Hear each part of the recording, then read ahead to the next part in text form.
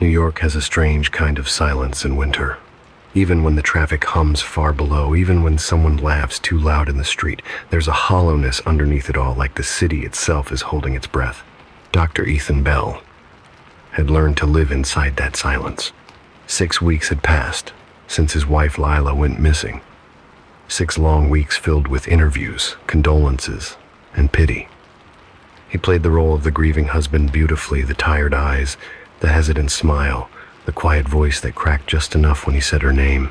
People loved a man who suffered politely, but behind the mask of mourning, Ethan had found a strange peace.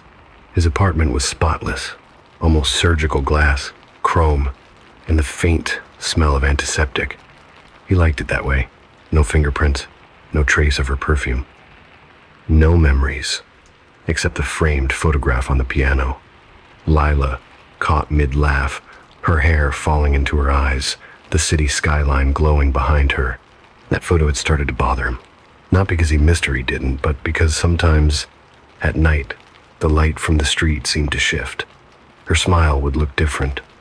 Her eyes, darker. He would sit by the window, glass of whiskey untouched beside him, watching the world blur through the frost. When the radiator clicked to life, he sometimes thought it was the sound of her steps coming from the hallway. When the pipes groaned, it sounded like her humming from the shower. And only once he could have sworn he smelled her shampoo. It was impossible. He had scrubbed that scent away weeks ago. Still, the trace lingered, ghost-like, sweet, and cold. Ethan tried not to think about the basement, about that one night of screaming and begging and the way her voice had broken on his name. He'd convinced himself that guilt was just another chemical reaction, a symptom of sleeplessness, nothing more. He told himself that the human brain invents echoes to fill the silence, but silence doesn't lie. That evening, as snow began to fall against the glass, Ethan's phone buzzed. A message from the medical examiner's office. Emergency case. Female victim. Midtown. Autopsy requested tonight. He read it twice, his pulse steady, his expression blank. Work was the one place he could still control things. Clean hands, clean conscience. No questions. He poured the whiskey down the sink, wiped the counter twice, and stared at his reflection in the dark window. The city lights behind him looked like embers scattered across a black sea. Another body, he whispered. Another distraction. And outside, the wind carried a faint, unsteady whine, the kind that slips through thin cracks and lingers in empty rooms. He straightened his tie, took his coat, and locked the door behind him. In the hallway, his footsteps echoed against the marble. For a moment, it sounded like someone else was walking beside him, just out of step, just behind. He turned, but the corridor was empty. Still, he couldn't shake the feeling that something had followed him out of the apartment. Something light, familiar, breathing quietly in the cold. By the time he reached the car, snow had already started to settle on the windshield, soft as dust. He sat there for a long moment, the engine idling, his hands gripping the steering wheel. He told himself he was only imagining it, the faint outline of a handprint on the inside of the passenger window. But as he drove into the city lights, the smear remained, and it looked just about the size of hers. The hospital never truly slept. Even at 2 a.m, there was always a hum beneath the walls. The soft pulse of fluorescent lights, the sigh of vents, the slow drip of something you didn't want to identify. Dr. Ethan Bell moved through the corridor as though he belonged to that hum.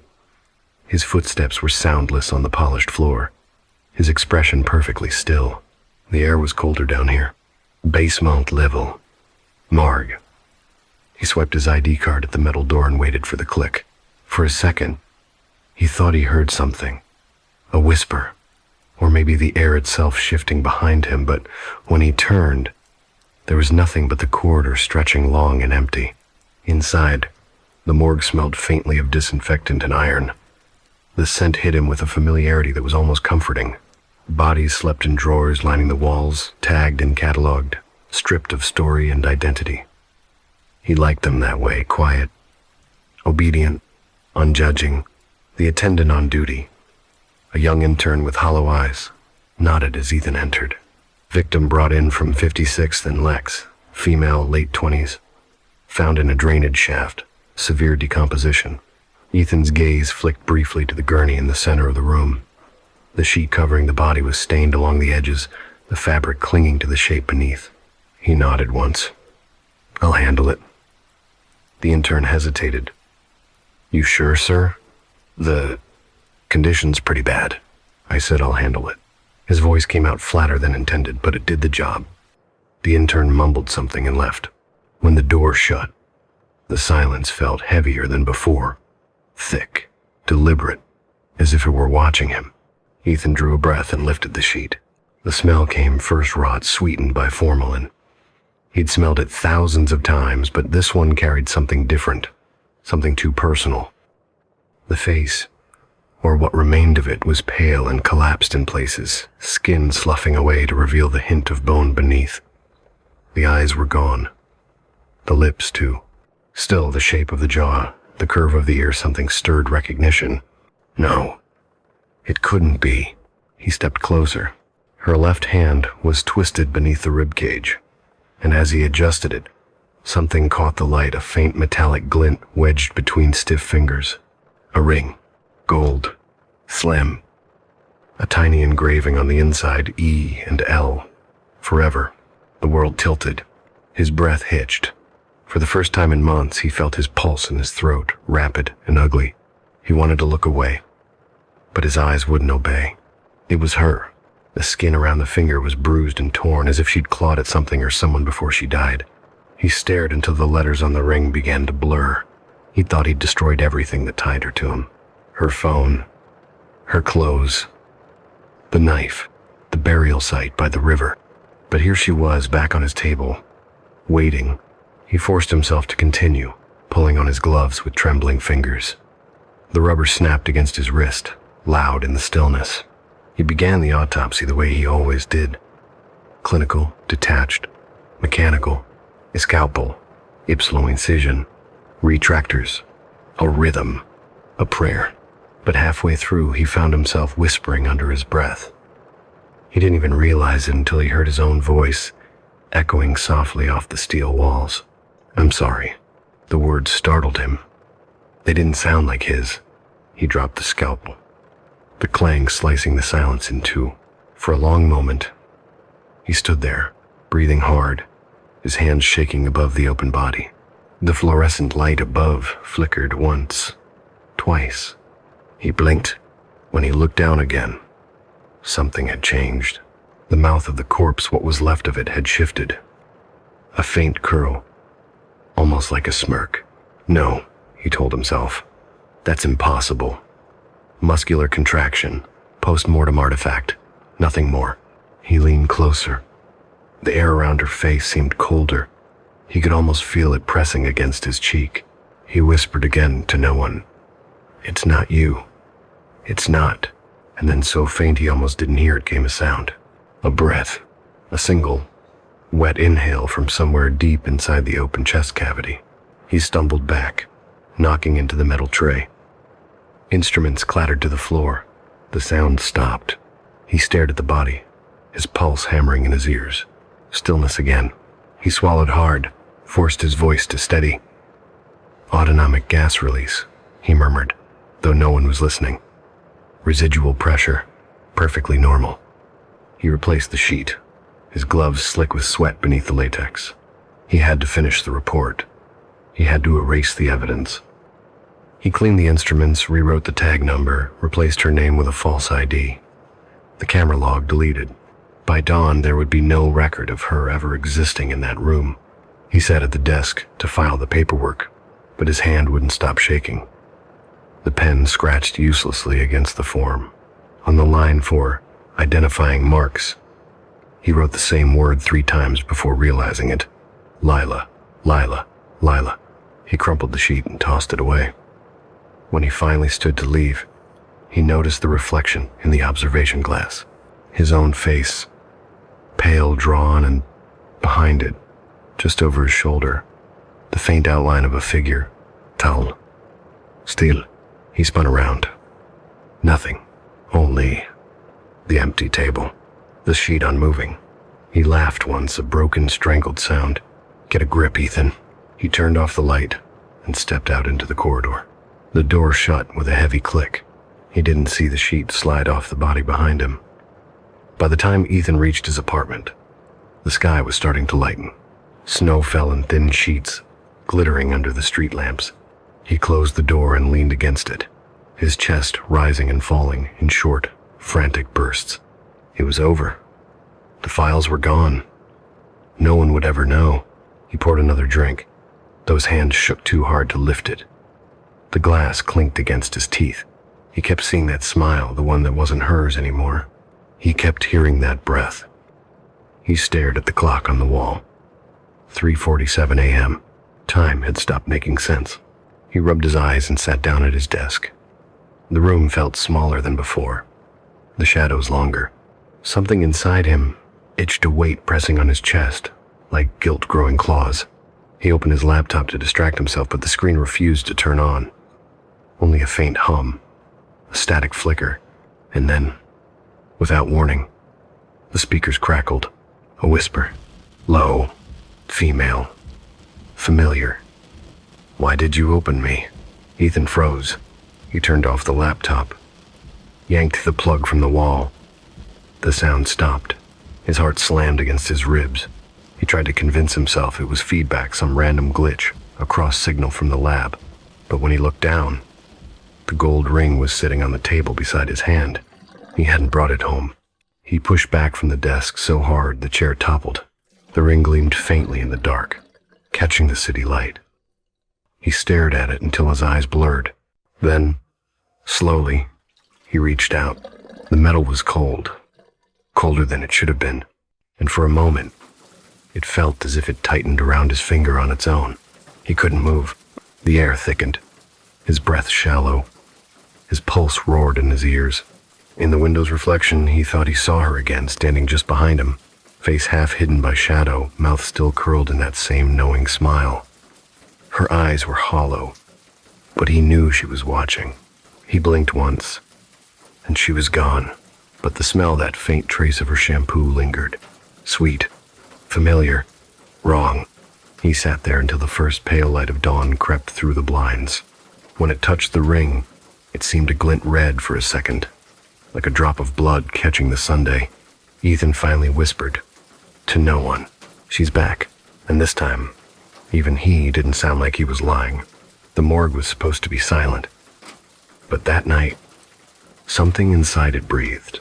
Dr. Ethan Bell leaned over his desk, the cold fluorescent light washing over the report he had just falsified. His handwriting was perfect, neat, clinical, detached. No one would suspect the chief pathologist of manipulating an autopsy report. No one would ever guess that the decomposed body that arrived earlier that evening had been his wife. He stared at the papers again. Case 2478. Female, age 33. Cause of death, drowning, consistent with accidental submersion. He'd written it so many times it had begun to sound true. The truth was uglier. The truth smelled like bleach and regret. Ethan rubbed his eyes, the veins beneath them pulsing like dark threads. For weeks, he had been balancing between grief and madness. Tonight, for the first time, he felt in control again. He'd turned the last page of a story that should never have existed. At least, he thought he had. When he finally stood up, it was past midnight. The air in the morgue was dense, the way air gets before a storm. He turned off the desk lamp and walked toward the cold chamber. He hesitated in front of drawer number 6. That was where she lay. Lila. He had zipped the bag himself. He had made sure the jawline was unrecognizable, the skin warped by weeks in the water, but he still saw her. Every time he closed his eyes, he saw the look she gave him the night she died, sharp, almost triumphant. "You'll never get rid of me," she had said. He forced a smile now. "You were wrong," he whispered, resting a gloved hand on the drawer's handle. "You're gone, Lila." And then he left the room. When Ethan came back the next morning, the temperature felt off, warmer. The morgue's hum was quieter than usual. He went straight to the cold storage unit, eager to confirm everything was in order. Drawer number 6 was half open. He froze. For a long moment, he couldn't even breathe. The body bag was gone. He blinked hard, rubbed his eyes, convinced fatigue was playing tricks. He checked the other drawers, number 5, number 7, all accounted for. Only hers was missing. He checked the logs. No transfers. No signatures. No explanation. Who the hell? He stopped himself. He was alone. Completely alone. Panic was a foreign feeling for Ethan. He had cut open hundreds of bodies. Death never frightened him. But this made his hands shake. He tried to rationalize. Maybe an intern had mislabeled it. Maybe security had moved it during the night. Maybe there was a simple bureaucratic mistake. Still, he could feel something crawling behind his thoughts, whispering, "She's not gone. You didn't bury her deep enough." He stumbled toward the CCTV monitor. The footage from last night was still there. He pressed play. The grainy black and white image flickered, showing him entering the room at 12:48 a.m., finishing paperwork, then leaving. For hours after that, nothing. Stillness. Silence. Then, at 3:11 a.m., a faint movement. Drawer number 6 shuddered. He leaned closer. The metal tray slid forward on its own, slow and deliberate. The body bag shifted, as though something inside was pushing from within. Ethan's breath hitched. He watched as the zipper on the bag twitched unzipped halfway, then stopped. The camera flickered, distorting the image into static. When the picture cleared again, the drawer was empty. Ethan rewound the footage 3 times, convincing himself it was a glitch, a power surge, mechanical error, anything. But no, the timestamps were clean, the angles consistent. He could even see the faint mist of condensation as the drawer slid open. He felt nauseous. His reflection in the monitor looked pale, ghost-like. He called the security office. No one picked up. He called his assistant Nora, straight to voicemail. He was alone in the building. By noon, he was pacing the hallway, whispering to himself, "Bodies don't just disappear." His voice sounded too loud against the sterile white tiles. He checked the perimeter cameras, no unauthorized entry, no movement. He opened the maintenance logs. Nothing. The cleaning crew hadn't even arrived that night. He went back to the cold chamber. The air was damp now, heavy with something he couldn't name. The faint scent of lilies lingered, Lila's favorite perfume. His pulse quickened. He turned around quickly, as if expecting someone behind him. But the room was empty. Just the quiet hum of refrigeration units, and that scent, getting stronger. He reached for the drawer again. The metal was slick with condensation. Something dark stained the edge, just a touch of color, almost invisible. He wiped it with a tissue. It came away red. Blood. Fresh. His rational mind broke for a second. He stumbled back, heart hammering. No. No. No. No, this is contamination. Cross-sample contamination. That's all. He tried to laugh, but the sound cracked in his throat. He didn't go home that night. He couldn't. Instead, he locked himself in his office, blinds drawn, lights dimmed. His mind replayed the footage again and again. He couldn't look away from that moment when the drawer moved. By 2 a.m., exhaustion had numbed him. He laid his head on the desk and closed his eyes. When he woke, it was still dark. The air was colder now. His breath fogged in front of him. He sat up slowly, disoriented, and then he smelled it again. Willie's, stronger than before. He looked down. A damp handprint glistened faintly on the desk, right beside his own. "Lila," he whispered. He didn't realize he had said it aloud until the word echoed back from the hallway. He stood, trembling. "You're not here," he said to no one. "You're gone." The air felt charged, alive with static. The lights flickered once, then twice. From somewhere down the corridor came the faint metallic creak of a door opening. The sound carried a slow, dragging scrape. He forced himself to move, his steps unsteady. The hall seemed longer than before, stretched and distorted. The cold chamber door was ajar. He pushed it open. All the drawers were closed except one, number 6. It gaped open like a wound. Inside, a single object lay on the metal tray. Her wedding ring, the same ring that had been fused to her swollen finger when he'd performed the autopsy. The same ring he had removed himself. It gleamed now, spotless, polished, as if someone had just cleaned it. Ethan reached out with shaking fingers. His reflection shimmered and the metal surface warped, double. For a moment, he thought he saw her face beside his own. He dropped the ring. It hit the floor with a sound that echoed far too long. He fell to his knees, whispering her name again and again until it no longer sounded like a word. The next morning, the staff found him unconscious on the floor of the morgue. His pulse was erratic, his skin clammy. When they tried to question him, he couldn't answer. He just stared at the empty drawer, whispering, "She came back." But that wasn't the end, because 3 days later, another body vanished. And this time, Ethan wasn't the only one who saw her. One of the night guards claimed he'd seen a woman in a soaked hospital gown wandering near the loading dock. She was barefoot, her eyes sunken, her lips blue. When he called out, she turned to look at him and smiled. By the time backup arrived, she was gone. Ethan listened to the report without saying a word. His fingers twitched against the desk. There was no point denying it now. He knew what this was. Lila wasn't haunting the morgue. She was haunting him, and she'd only just begun. Ethan Bell stopped sleeping. Not by choice, at first, but because something in his sleep started watching him back. For the first few nights after Lila's disappearance, he fought it with caffeine and sedatives, alternating between mania and exhaustion. Every time his eyes fluttered shut, he would see flashes, her face reflected in stainless steel, the curve of her jaw beneath autopsy lights, her lips moving soundlessly like she was trying to whisper through water. He would jolt awake, drenched in sweat, heart racing, throat burning with a scream he couldn't release. He told himself it was guilt. Simple, clinical guilt. Every murderer must have a ghost, even if it only lives in the mind.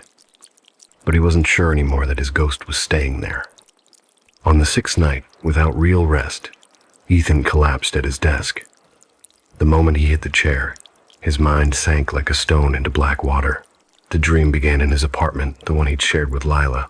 Everything was exactly as it had been before she vanished. The soft amber light from the hallway lamp, the smell of her perfume clinging to the curtains, the faint hum of the city beyond the windows. She was there too, sitting at the edge of the bed.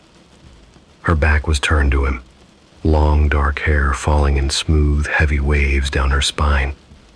She wore the robe he'd given her one winter, a pale silk robe embroidered with tiny lilies.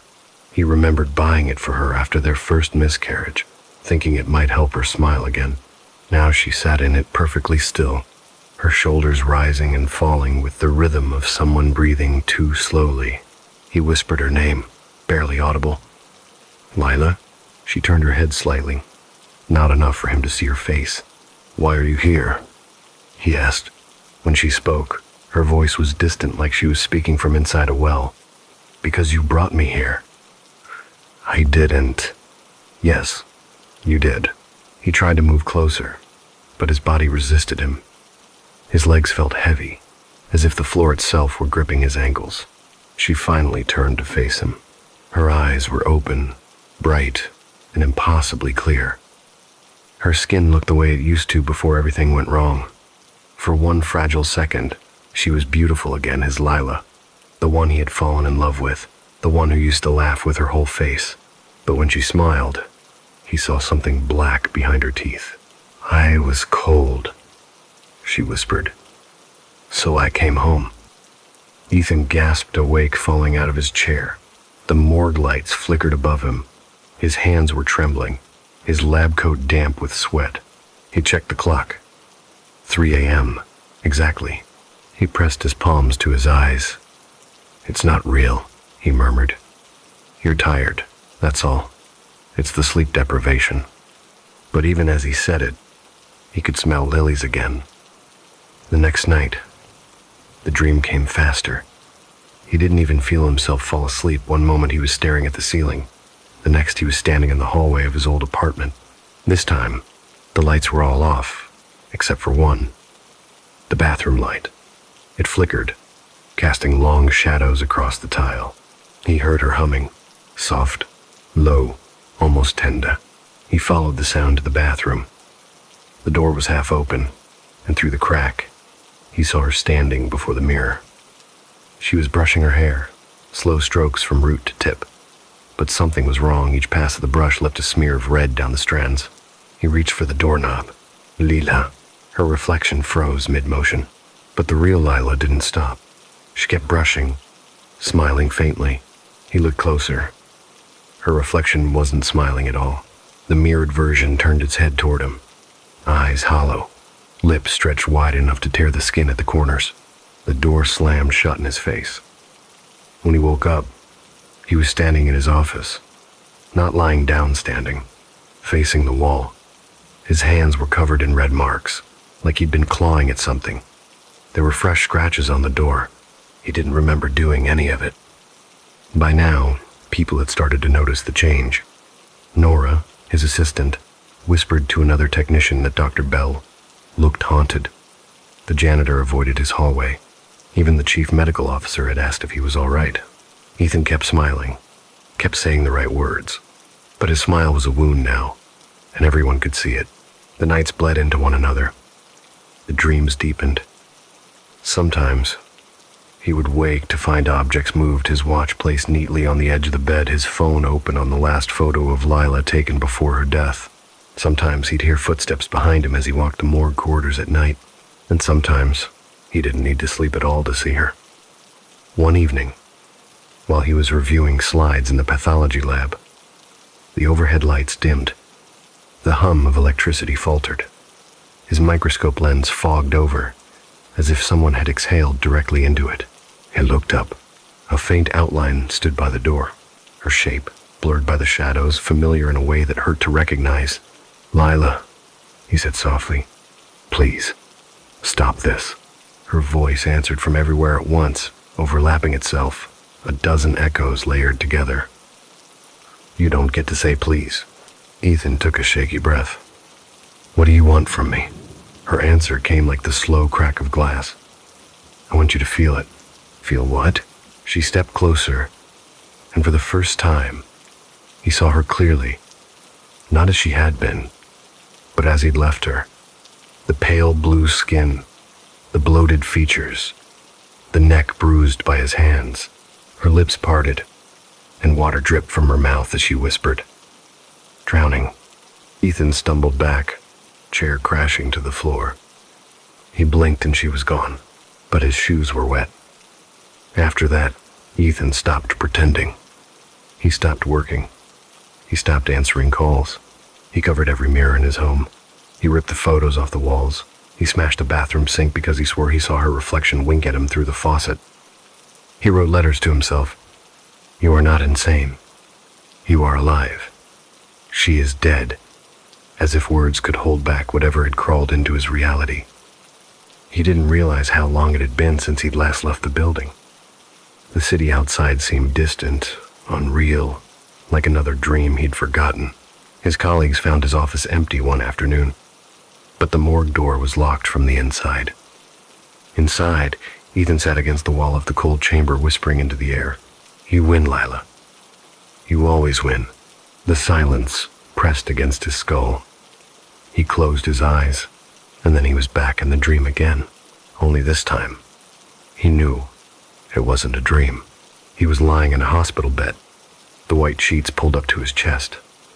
The lights above him were soft and blue. He could smell lilies again, stronger, almost choking.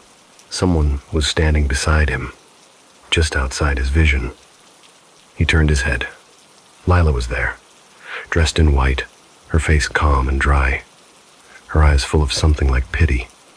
"Why?" he whispered. "Why are you doing this to me?" She tilted her head. "Do you remember what you said when I told you I wanted to leave?" He closed his eyes. He remembered. He had said, "If you walk out that door, I'll make sure no one ever finds you." She smiled sadly. "You kept your promise. He tried to sit up, but his body wouldn't move. His arms were strapped to the bed. "Let me go," he pleaded. "Please." Her smile didn't fade. "You never let me go, Ethan." The lights dimmed. The hum of the machine slowed. She leaned closer, whispering into his ear, her voice like water pouring into his lungs. "It's my turn now," he gasped, choking, as his chest filled with cold pressure. He couldn't breathe. He couldn't scream. And as the world darkened, he saw her face one last time, calm, beautiful, serene, then nothing. He woke up 3 days later in a hospital bed. The nurse said they'd found him collapsed in the morgue, hypothermic, barely breathing. He'd been asleep for nearly 72 hours straight. "Nightmares," he muttered weakly when asked. "Just nightmares." They nodded, pitying him. But when he looked down at his hands, he saw faint bruises around his wrists, like straps had been there. And when he looked to the nightstand beside his bed, a single white lily lay across it, fresh, dew still glistening on its petals. That night, as he stared at the ceiling, he whispered to the darkness, "What do you want now, Lila?" Her voice came from somewhere deep within his head, calm and clear as a whisper through water. "I already have what I want. You're awake now, and you'll never sleep again." The city was still asleep when Dr. Ethan Bell opened his eyes for the last time. He didn't remember closing them. He didn't remember falling asleep at all. But the clock on the nightstand told him it was 3 in the morning, and the world around him had gone perfectly still. No cars, no sirens, not even the radiator's usual hiss. Just silence, thick and low, like something holding its breath beneath the floorboards. He lay there, staring at the ceiling, until he realized his chest wasn't rising. For one cold second, he thought he was dead. Then his body shuddered, dragging in air like it hurt to remember how. He whispered into the dark, "Lila." The name didn't echo. It didn't even feel like sound. It felt like swallowing glass. He sat up slowly. The apartment was darker than it should have been. The lamps were on, but their light didn't reach the corners of the room. It stopped halfway, dissolving into gray. On the piano, the same one that still held her photograph, lay something new. A box. Small. Wooden. The kind you'd use for jewelry. He didn't want to touch it. Every cell in his body screamed not to. But his hands moved anyway, like they belonged to someone else. He opened it. Inside, nestled in cotton, was a single wedding ring. Lila's. The one that should have been buried with her. It wasn't just her ring, though. It was clean.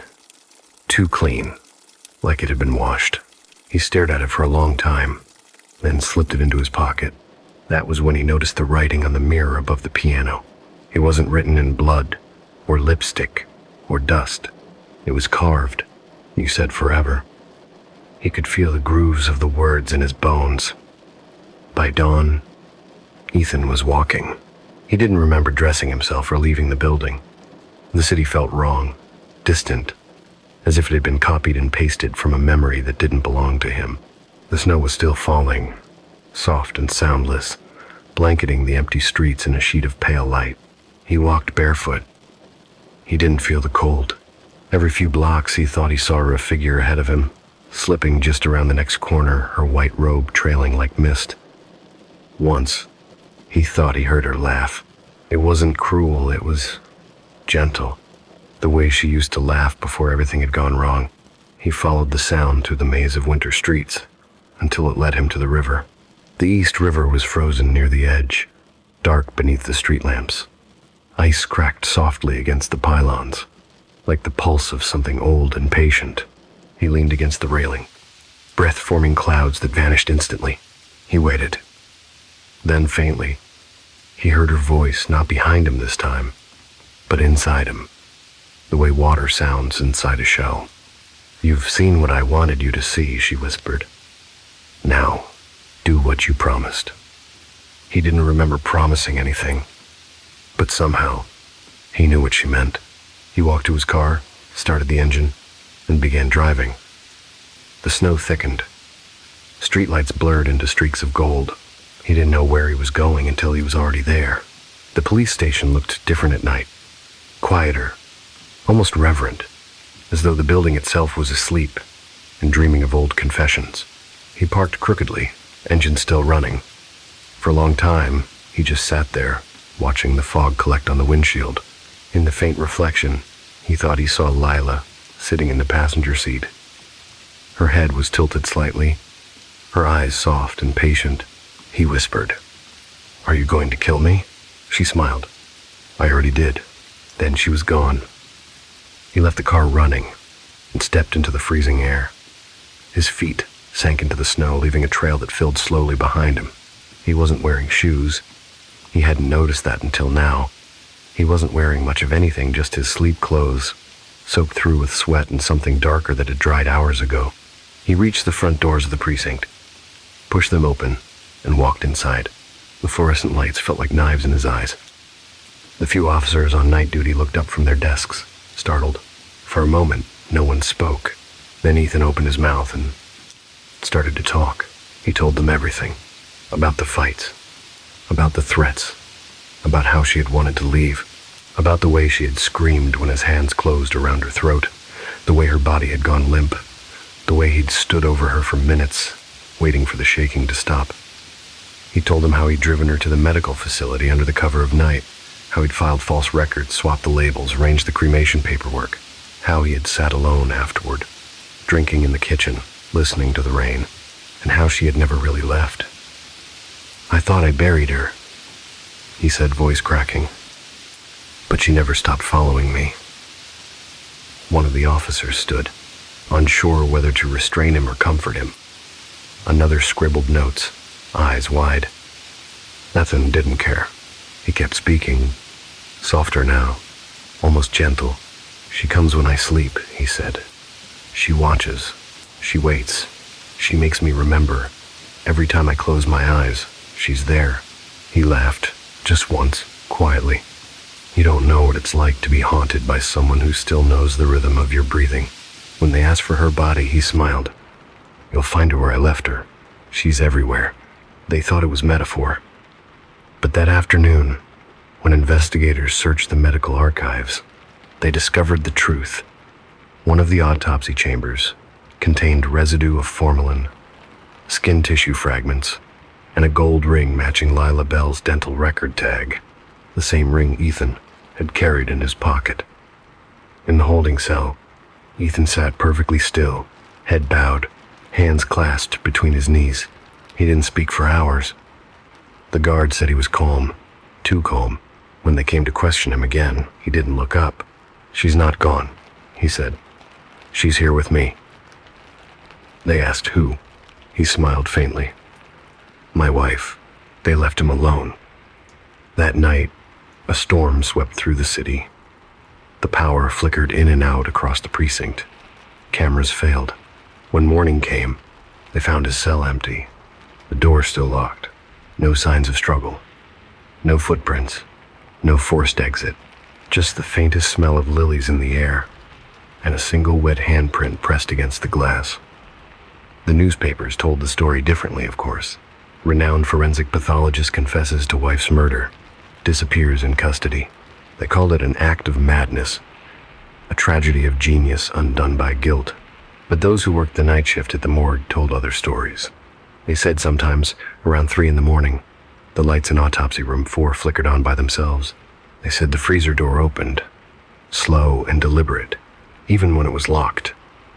They said you could hear someone whispering softly in the dark, a man's voice, low, trembling, repeating the same words over and over.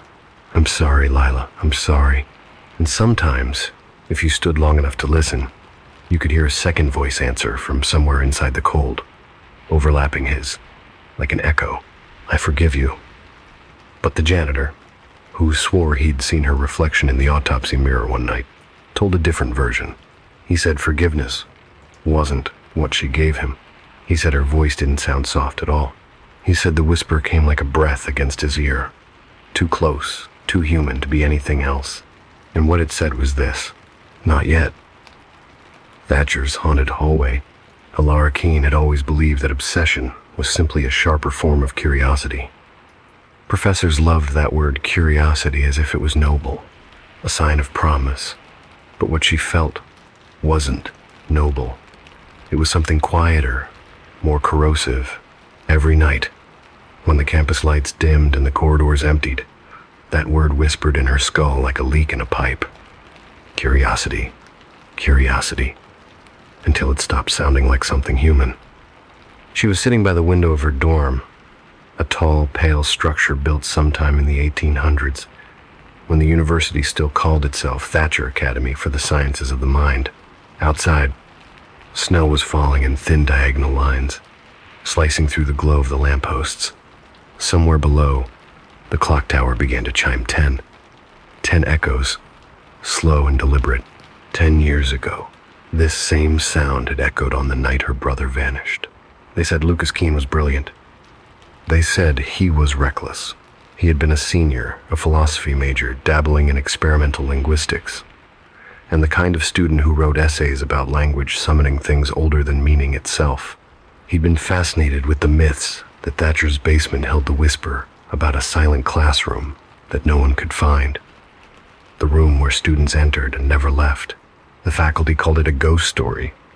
The police called it misadventure. The newspapers called it suicide. Lara called it incomplete. Now she was here, 5 years later, enrolled under the same scholarship her brother once had, living in the same dormitory, studying the same subjects. And though she told herself it was for closure, she knew that wasn't true. What she wanted was to understand the same thing he had, to find what he found, and see if it was still waiting. That evening she tried again. The campus archives were locked after 9 p.m. But Alara had long figured out the trick. The side door near the humanities wing that never latched properly. The janitor didn't care. He was half blind and old enough to believe in ghosts, but not enough to confront them. The air in the archives was stale and heavy. It smelled of old varnish and dust and the faint musk of decaying paper. She ran her fingers along the spines of bound yearbooks, handwritten theses, forgotten letters between professors. The fluorescent lights flickered overhead, each blink drawing her eyes to the farthest shelf where the files of unresolved incidents were kept. She had read them all before, of course. Every name, every missing person. But tonight, something new was there, a folder she hadn't noticed. Thin, unmarked, just a date scrawled in pencil. The 12th of March, 2018. The night Lucas disappeared. Her throat tightened as she opened it. Inside were just 2 pages, a faculty memo and a photocopy of a disciplinary notice. The memo is short, regarding student Lucas Keene, Re. Unauthorized access to lower building levels during restricted hours. Witness reports indicate noise from the unused east wing. Please advise maintenance to resecure doors to the storage area. Dean H. Merrow. The disciplinary notice was stranger.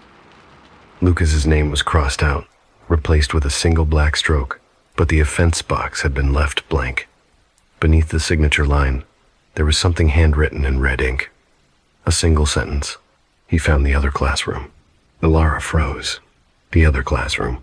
She'd heard whispers of it before, a rumor students repeated during exam week, when they wanted to scare each other. Thatcher Hall had been rebuilt after a fire in the 1952nd, but they said part of the old structure still existed underground. Some called it the hallway beneath, others the second floor that isn't there. But her brother had always used another name, the silent classroom. He said it was where the university hid the knowledge that broke people. She folded the note, slipped it into her coat pocket, and left the archives before the lights could flicker again. In the morning, she sat through lectures without hearing a single word. Words blurred into static. Cognitive structures of the mind, Professor Irving was saying, his voice dull and methodical. We perceive reality through symbols. When symbols distort, the mind collapses into noise. Ilara wrote down every phrase. The sentence didn't belong in psychology. It belonged to Lucas. He'd written almost the same thing in his last notebook. When meaning distorts, the world will answer in silence. She raised her hand. Professor, she asked, Where exactly were the early experimental labs located before Thatcher Hall was rebuilt? The class turned. Irving blinked, surprised by the question. "That's a curious bit of trivia," he said slowly. "Those rooms were decommissioned decades ago. There's nothing left of them now. Was there ever a room students weren't allowed to enter?" He smiled thinly. "Every university has rooms students aren't allowed to enter." But was there one with a mirror?" she pressed. His expression changed almost imperceptibly, just a flicker. Then he said, "You should focus on your coursework, Miss Keene." The bell rang. That night, Alara sat alone in the library's upper study, her laptop open to a private search archive. She typed, "Thatcher Hall mirror accident 2018. No results. Thatcher Hall disappearance 2018. Nothing. Lucas Keene, silent classroom. Still nothing." She scrolled down to the bottom of the search page, where the site suggested related keywords. One of them read, "Iris Marrow, witness statement." Her pulse spiked. She clicked it. The page was broken, half of it missing, but the text that remained was enough. Iris Marrow, sister of Dean H. Marrow's assistant, reported unusual behavior in Lucas Keene during the final week of March. He claimed he had been invited to observe a hidden seminar known as the Class Beyond the Hall. When asked who invited him, he replied, "You'll see her too, once she starts speaking." Alara read that line over and over until the words felt like code. A hidden seminar. A voice. A woman. The next day, she waited outside the art department where Iris was rumored to study. She didn't know what to expect. The article had been 7 years old. But when the door opened and a girl walked out, Alara recognized the name on her sketchbook instantly. Iris Marrow. She was smaller than Alara had imagined, with uneven hair dyed the color of dried blood and eyes that never seemed to focus on one thing for long. Her smile, when it appeared, was polite, but distracted. "Alara Keene," she said before Alara could introduce herself. "You look just like him." "You knew my brother," Alara said quietly. "I heard your brother," Iris replied. Hearing him was enough.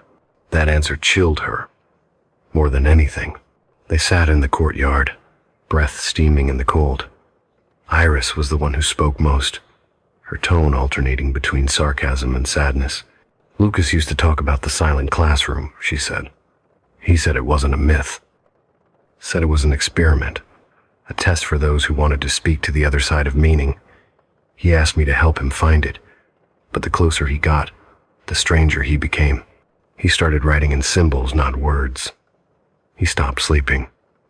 The last night I saw him, he told me not to follow him because the walls were already listening."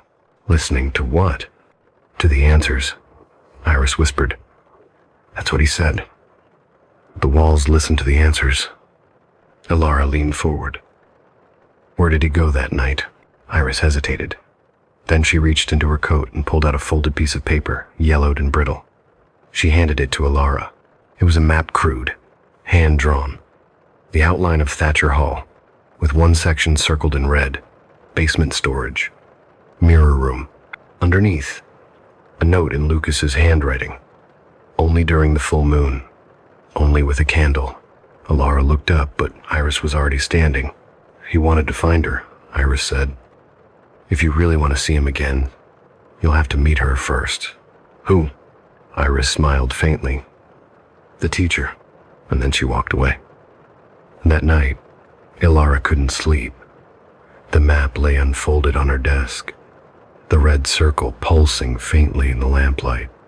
Outside, the sky was bright, a full moon rising over the frozen campus. She thought of Lucas's handwriting, the tremor in his last letters. She thought of the whisper that haunted her every time she closed her eyes. He found the other classroom.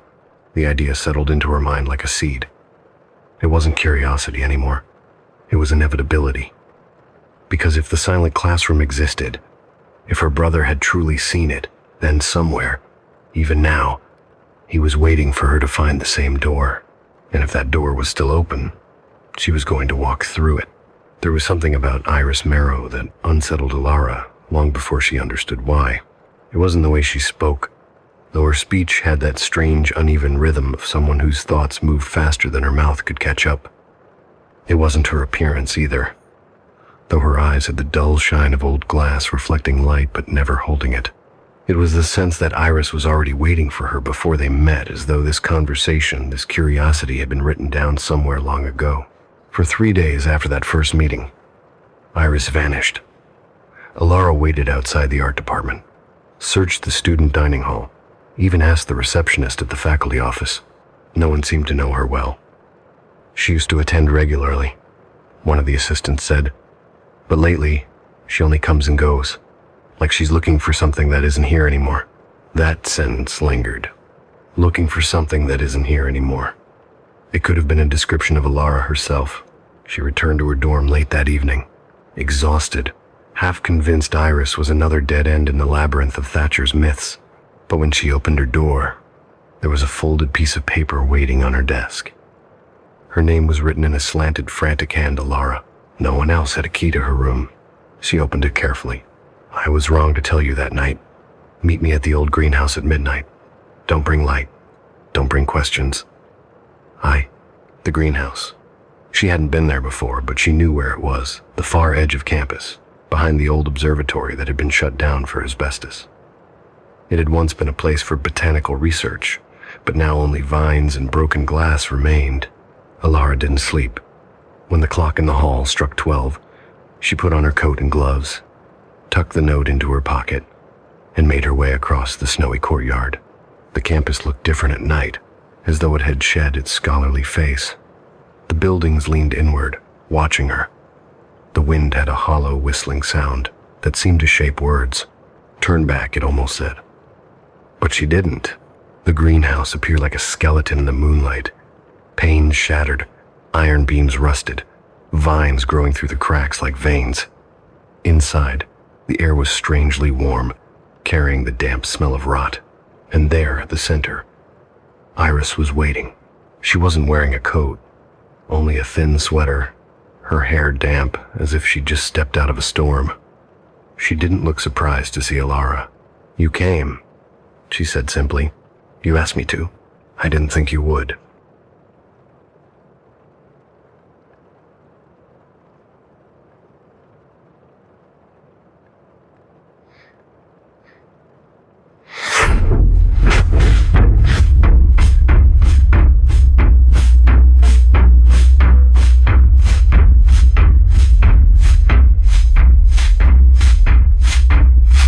Why wouldn't I? Because people who come here don't come back. Alara ignored the warning. You said you were wrong to tell me. What did you mean? Iris leaned against a broken table, her gaze unfocused. There are doors in this place that shouldn't exist.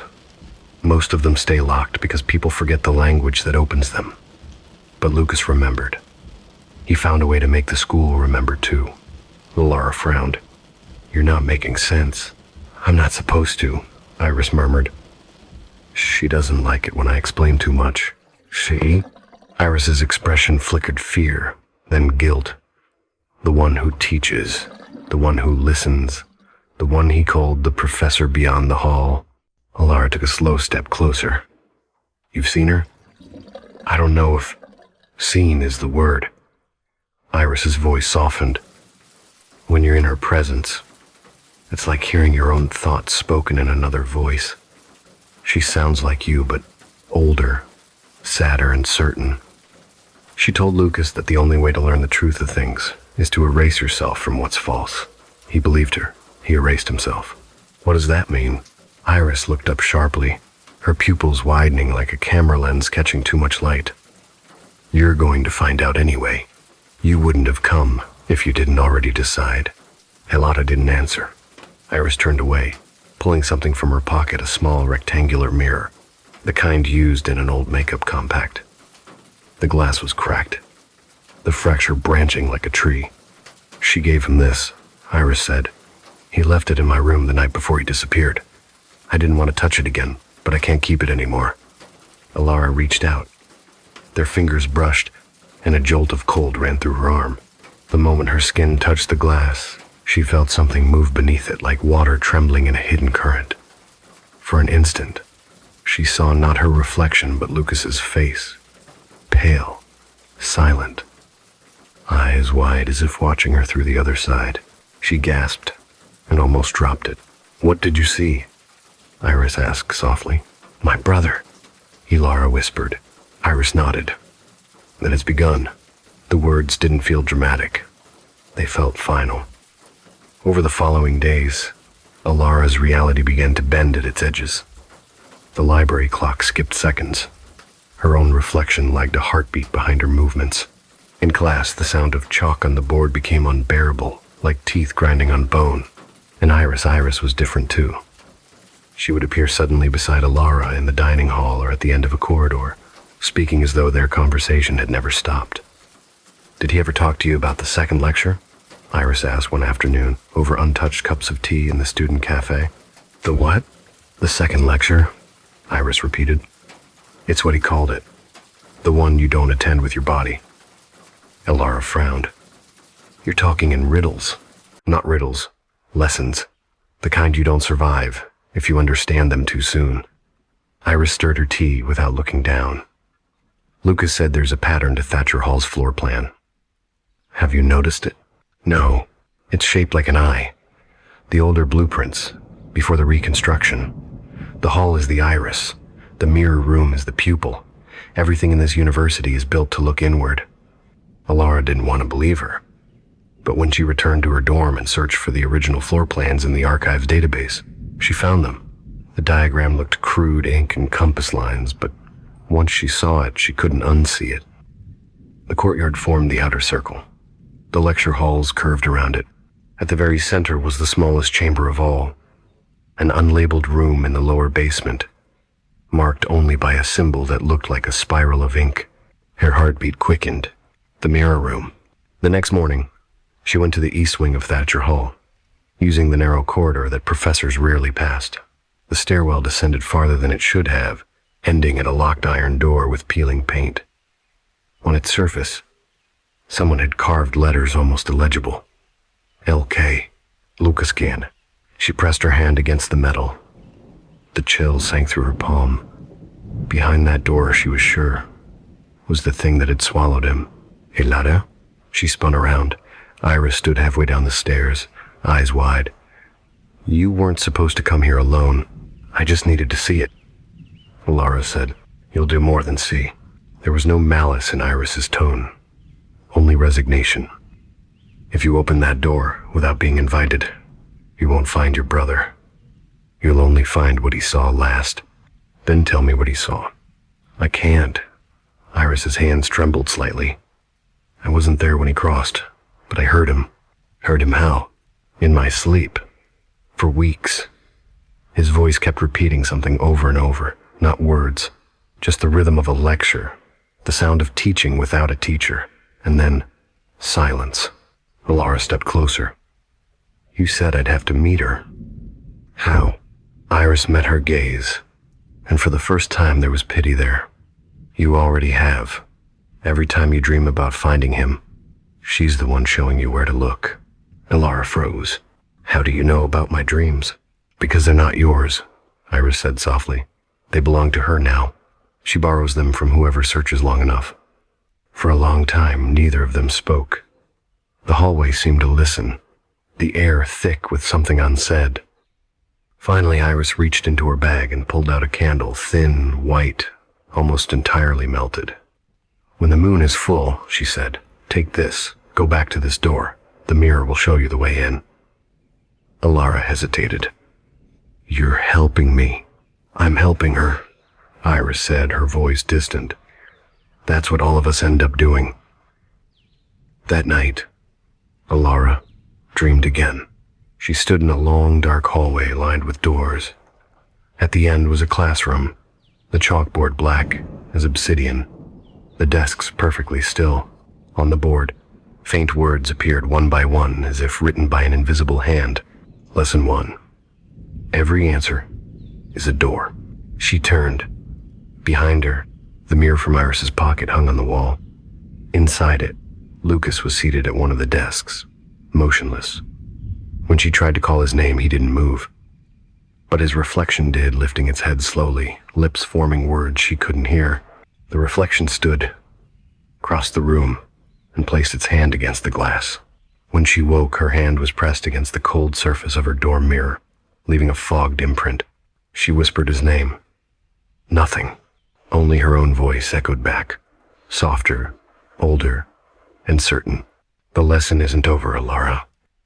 The next morning, she found Iris, sitting by the library window, eyes red, hands trembling as though she hadn't slept in days.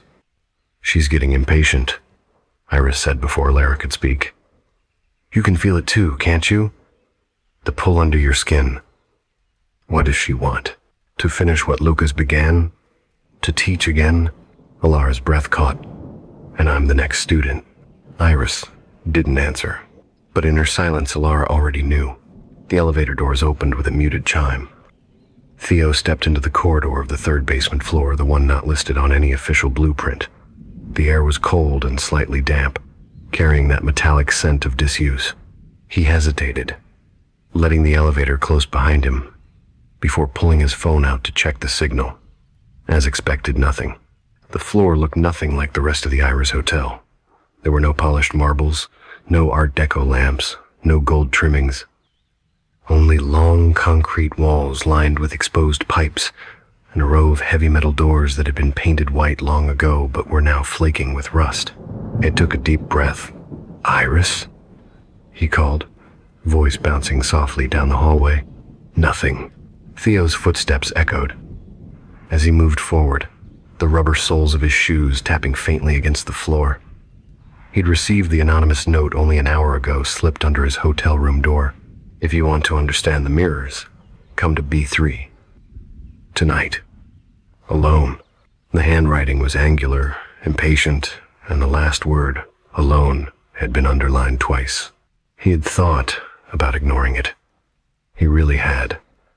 But curiosity, that same slow disease that had been eating at him since the first night, had already taken control. The mirrors had whispered to him. They had shown things that shouldn't have been visible, people in rooms that didn't exist.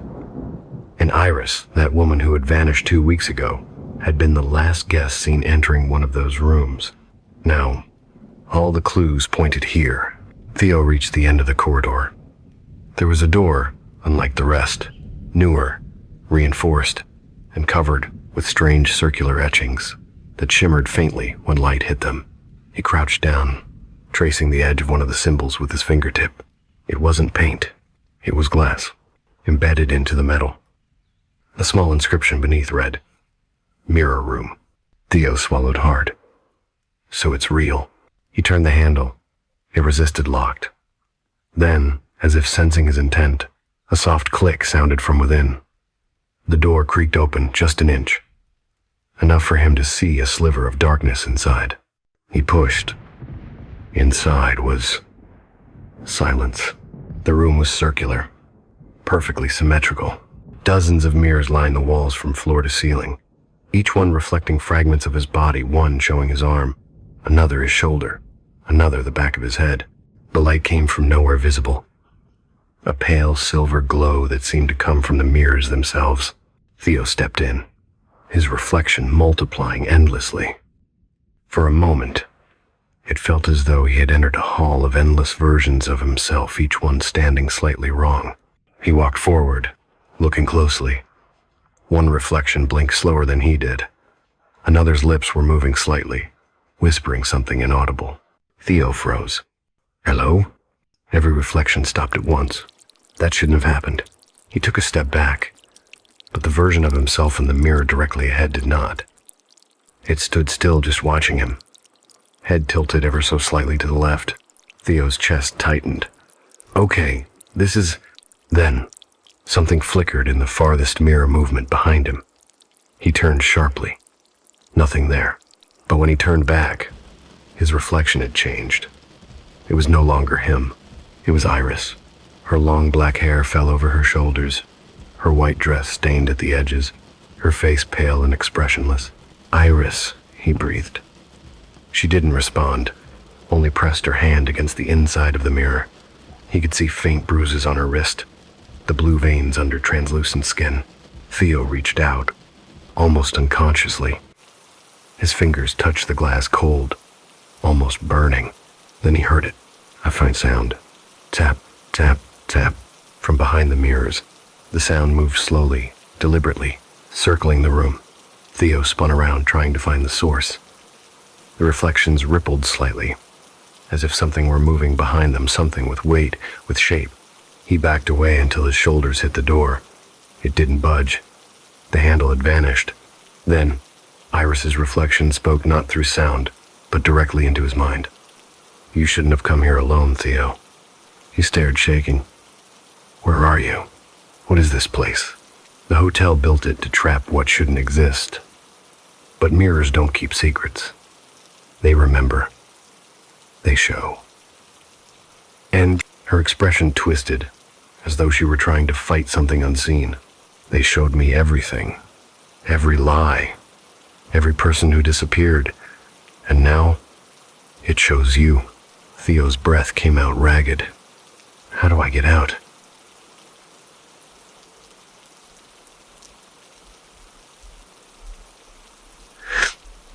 "You can't. You've already entered your reflection." He blinked. "What?" The floor rippled.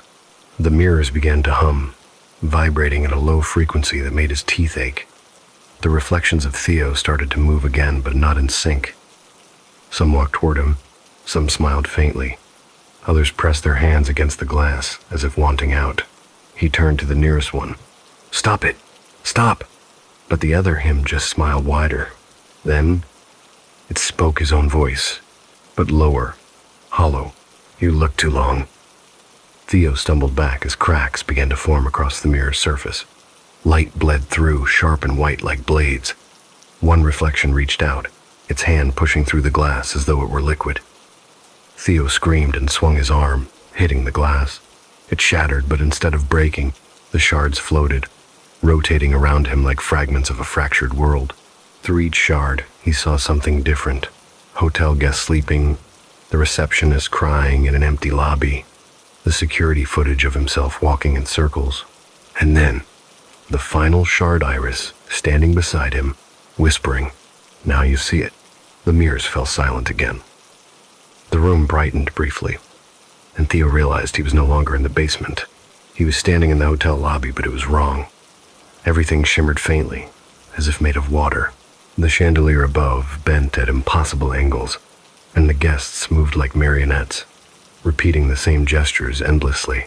Theo's reflection appeared in the nearest mirror panel, except it wasn't repeating him anymore. It was watching him. He ran to the front desk, slamming his hand on the bell. "Hey, somebody, help!" The concierge turned, but it was his own face. "Good evening, sir." "Checking out?" Theo staggered backward, shaking his head. No, this isn't real, this isn't." The reflection smiled faintly, the same slow tilt of the head Iris had given. "It's real enough for the mirrors." Theo turned, scanning the room. The world was collapsing, ripples spreading from every surface, bending space, twisting time. The chandelier melted into light. The front doors folded inward. And then, in the middle of it all, Iris appeared again, standing calmly, as if untouched by the chaos. "You opened the room," she said softly. "Now it won't close again." Theo fell to his knees. "What does it want?" She stepped closer, her form flickering between solid and translucent. "It doesn't want. It remembers." The lights dimmed. One by one, the reflections began to move toward him from all sides, silent, glass-eyed, stretching hands of smoke and light. Theo screamed, and the world shattered. When the morning staff entered the Iris Hotel basement, they found the elevator door to B3 jammed open. The floor was empty, except for a single round mirror lying in the center of the corridor. On its surface, faint but visible, was a reflection of a man pressing his hand against the glass, mouth open in an endless, silent scream. And etched along the bottom, "He shouldn't have looked so long." Rain, a steady, endless rain that sounded like static through glass. The Iris Hotel had closed 3 days ago. "Maintenance issues," the sign on the door said. But the locals knew better. They always did. They whispered about the disappearances, about the strange electrical surges, about the mirrors that showed faces that didn't belong to anyone living. Nora didn't believe in any of it.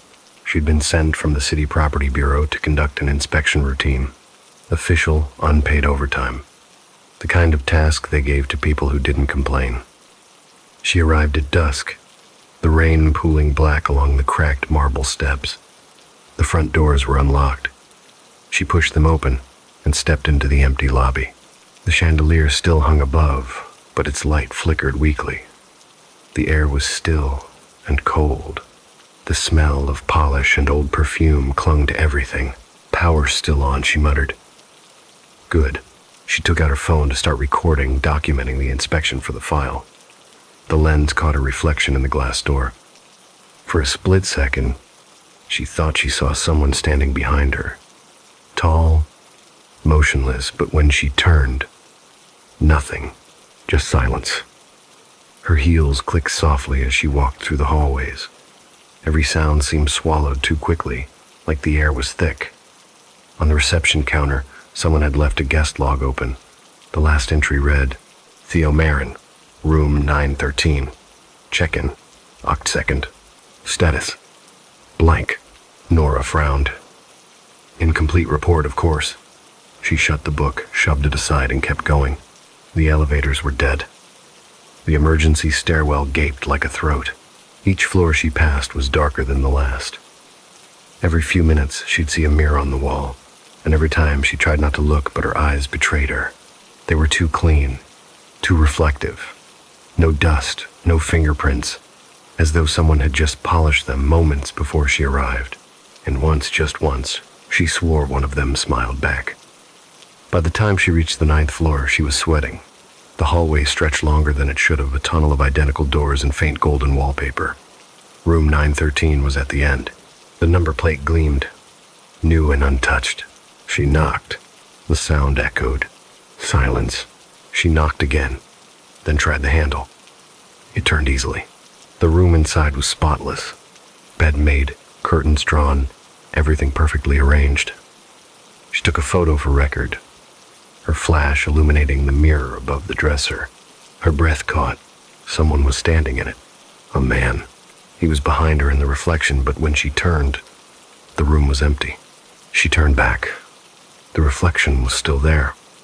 He looked mid-30s, dark hair, hollow eyes, wearing the same hotel uniform she'd seen in the archives photo. Theo Marin, the missing guest. Nora stepped closer to the mirror. The man's lips moved, slow, like someone remembering how to speak. "Can you see me?" The voice wasn't in the room. It came from inside her head, a vibration, deep and metallic, like someone speaking from underwater. She stumbled back. "What? Who are you?" His expression flickered, pain stretching across his features. "Don't say my name." Then the reflection rippled. The mirror darkened. The light from the hallway vanished completely, leaving only his figure illuminated. And then, in a blink, he was gone, replaced by Nora's own reflection again, except she wasn't alone. Behind her, faintly visible, stood dozens of shadowy silhouettes, watching. She turned, heart hammering, but there was no one, only air. Her phone buzzed in her hand, a new video notification. Confused, she opened it. It was live footage of her, standing exactly where she was now.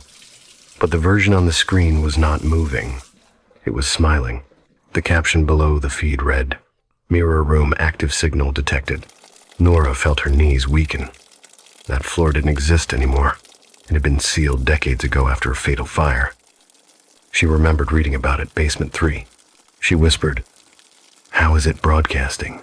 "Because it's not dead," a voice whispered behind her ear. She froze, turned. Nothing, but the air moved like someone breathing against her neck. Nora ran, down the stairs, through the dim hallways, past the reception desk, until she reached the elevator lobby again. Every mirror she passed flashed something different. Faces she didn't know, mouths open mid-scream, hands pressed against the other side. One of them was Theo again. Another, was herself, only older, and they all whispered the same thing. It remembers. She stumbled toward the elevator, pressing the button again and again. The doors opened instantly, waiting. Inside, the mirrored walls shimmered faintly. Her reflection stepped in before she did. Nora froze on the threshold. Her reflection turned its head slightly, smiled, and whispered, "Basement 3. Then the door slammed shut, trapping the reflection inside. She stepped back, shaking violently. The floor numbers on the display began to move on their own. Down, past 1, 2, 3, and then B3. The doors opened. Nora hesitated at the edge. The air below was darker than before, denser. Water dripped somewhere in the distance. The corridor looked the same as the photograph she'd seen in the archives. Same rusted doors, same flickering bulbs, and at the end a faint glow. She walked toward it. Against every instinct, the light led to a circular doorway, carved with the same glass markings Theo had described in his notes. Only now, there were more of them. And in the center of the door, a phrase etched in reverse. "The reflection always returns." The door opened, without a sound. The mirror room was alive. Every surface pulsed with slow light, breathing in sync as if the mirrors themselves had lungs. Inside them, dozens of faces stared back. Not copies, not reflections, but people. Some screaming, some weeping, some whispering names over and over, and among them, Theo. He reached out toward her, desperate, mouth moving soundlessly. His hand pressed against the glass, and the surface rippled like water. Nora stepped closer, tears welling despite herself. "Theo? You're alive?"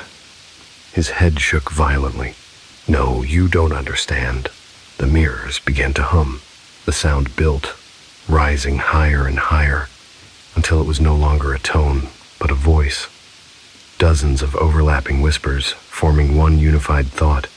The world forgot us. But reflections never forget. The mirrors trembled. Theo's reflection shattered, replaced by hundreds more copies of Nora now, all staring at her from every angle. They spoke in unison. "Do you know what it means to return?" The floor cracked open beneath her feet. Silver light poured out, washing over everything. Nora screamed, covering her face, but when she looked again, she wasn't in the room anymore. She was standing in the lobby, perfectly clean, perfectly quiet. The chandelier bright, the air fragrant, the building alive again. Guests walked past her, smiling politely. A pianist played near the lounge. Everything seemed normal. Except for one thing, every mirror she passed showed a reflection lagging half a second behind. At the front desk, the clerk greeted her warmly. "Welcome to the Iris Hotel, Miss Marin." "Checking in?" Nora blinked. "Mar, what?" He smiled, handing her a keycard. "Room de Vetstotrineist. Enjoy your stay." Her fingers closed around the key. It was warm. She looked down at the polished marble floor, at the perfect reflection beneath her, and watched herself smile a second too late. Later that night, security footage would show a woman checking in under the name Nora Marin. She would never check out. And at exactly 3:13 a.m., the mirrors across the Iris Hotel would light up one by one, revealing dozens of faces pressed against the glass, whispering a single name over and over, as if welcoming someone new. Nora. The tape begins with static, then a woman's breath. Slow, careful. "If anyone's listening, please, don't go near Thatcher Hall. Oppose it. My name is Alara Wren, and I think I made a mistake." The recording was discovered by campus security 2 weeks after the disappearance. The file was corrupted, time-stamped 3 days after Alara was officially declared missing. It shouldn't have existed at all, but it did. And when the university archivist opened it, he found 6 hours of sound rain, whispers, someone pacing. Then, her voice, calm, tired, broken. Alara's first words were practical, like she was trying to convince herself this was still an academic project. "I've found what Iris called the second entrance. It isn't a door. It isn't even physical anymore. It's a recursion, a feedback loop of consciousness. The mirror isn't showing reflections. It's showing memory. That's what she meant. She laughed, a low, humorless sound. It's all memory. That's why I can see him. Her brother. The one who vanished 5 years ago. He had been a physics major, specializing in wave resonance and reflective symmetry. His disappearance was recorded as accidental a fall during an after-hours experiment. No body was ever found. Now, Alara's voice on the tape was shaking. He's here. I saw him through the mirror. He looked unfinished, like someone halfway erased from a photograph. He said my name. A sound followed, not movement, but distortion, like something brushing against the microphone from the inside. Ilara, a male voice whispered. You shouldn't have looked. Then, silence. Minutes passed before she spoke again. Her tone had changed slower, almost trance-like. I thought he wanted help, but I understand now he's not him. None of them are who they were. The reflections remember the shape of the soul, but not the warmth. They wear it like a mask. They only need you to believe. Her breathing grew ragged. I shouldn't have called his name. That's the binding. That's how it starts. The next segment of the tape is muffled, recorded from far away. There's the sound of something dragging, then glass breaking. And then, the second voice, unmistakably Iris. You shouldn't have followed me here. They hear names, Alara. That's how they feed. By making you call back. You think they're trapped in mirrors. But the truth is the mirrors are trapped inside them. Alara shouted something indecipherable and the recording distorted, shrieking like metal bending. For the next 40 minutes, there's only static and faint murmuring, like people speaking through water. Occasionally, her voice surfaces fragments of sentences, broken theories, tears. Every reflection is a copy that remembers too much. I can't tell which side I'm on anymore. Then quiet. At the 4-hour mark, she begins to recite something, almost like a lecture. Light bends when it meets glass. Consciousness bends when it meets guilt. The two curves are the same equation. When we look into a mirror, we don't see ourselves. We see the version that remembers every time we've looked before. That's how they grow stronger. Her tone softened again. Theo used to say the world only reflects what you give it. But what happens when the reflection takes more? In the final 30 minutes, the sound becomes warped.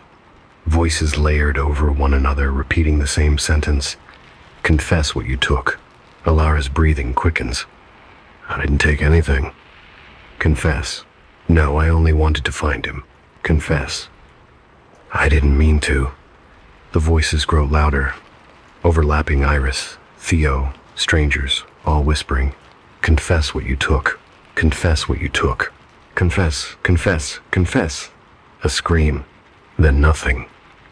When the audio resumes, her voice is barely recognizable, soft, detached, as if she's speaking from inside a dream. They say the truth sets you free, but I think that's the lie that keeps us looking. I remember now. I took his place. The microphone hums a deep, resonant tone, like the low vibration of a tuning fork. You can't take knowledge from the abyss. The abyss keeps the receipt. If you hear this, and you see your face move before you do, her voice stop mid-sentence. A single knock echoes on glass. Once, twice, then a faint whisper, identical to her own. Your turn. The last minute of the tape is silent, except for breathing. But analysts later noted that the sound pattern didn't match human respiration. It pulsed in reverse, inhaling when it should have exhaled, as if the recording itself were being watched.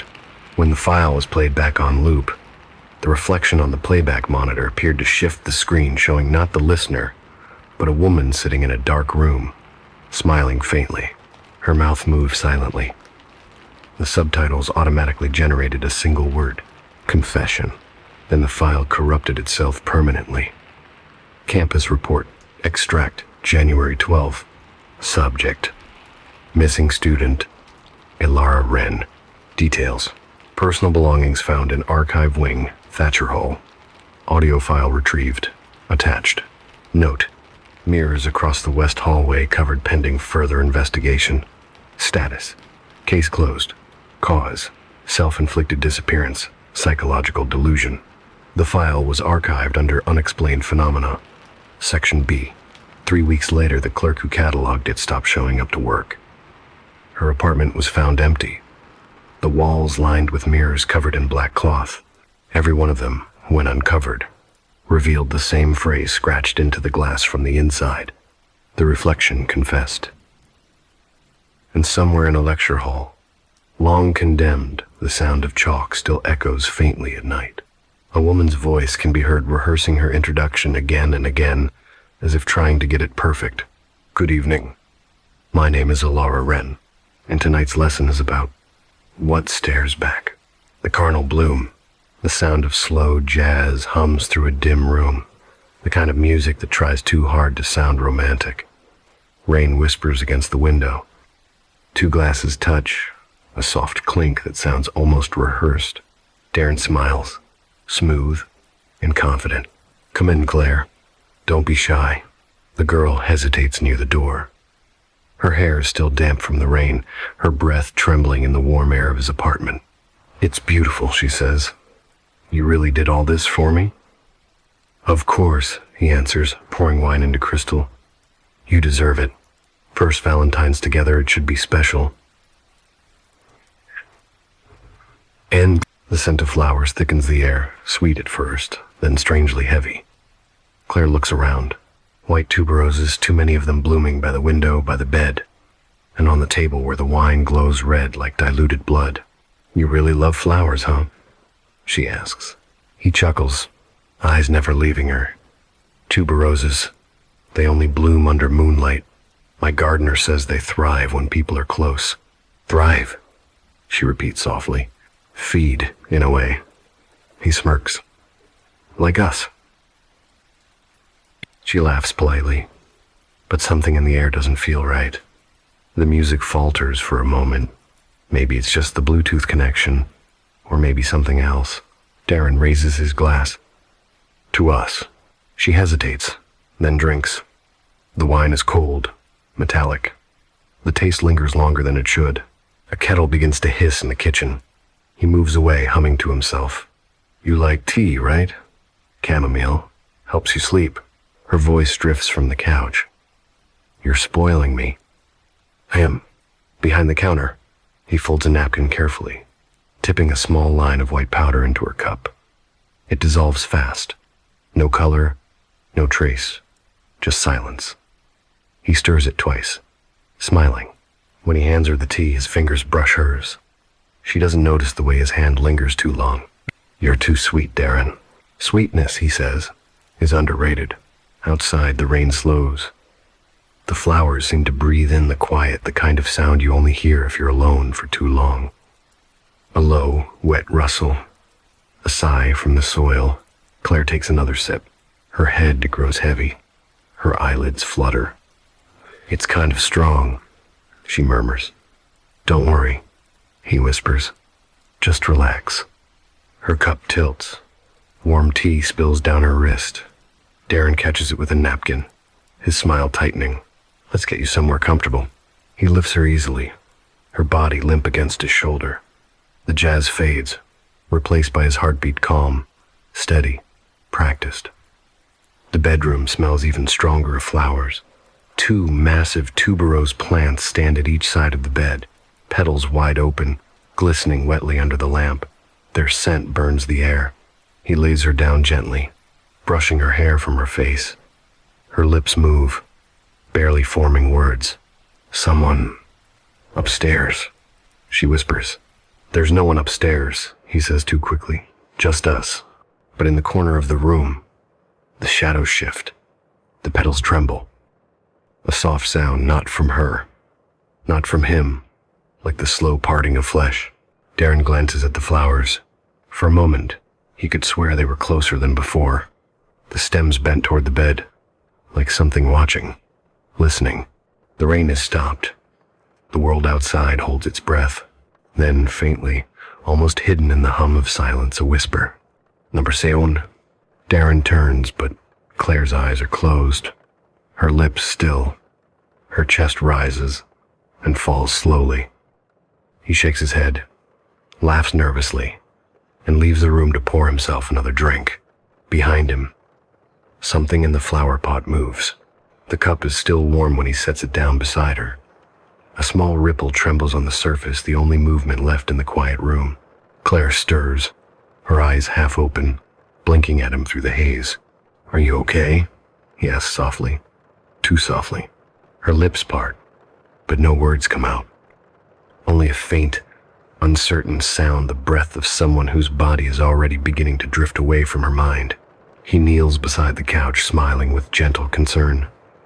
"You're fine, sweetheart. It's just the wine and the rain. It happens." He touches her wrist, pretending to check her pulse. It beats too slow. Perfect. For a moment he just watches her. Watches how her body resists and then gives in, how her head tilts back as though the air has become too heavy. The dim light turns her skin almost porcelain. There's something sacred about the stillness. Something fragile. Almost divine. "Beautiful," he whispers.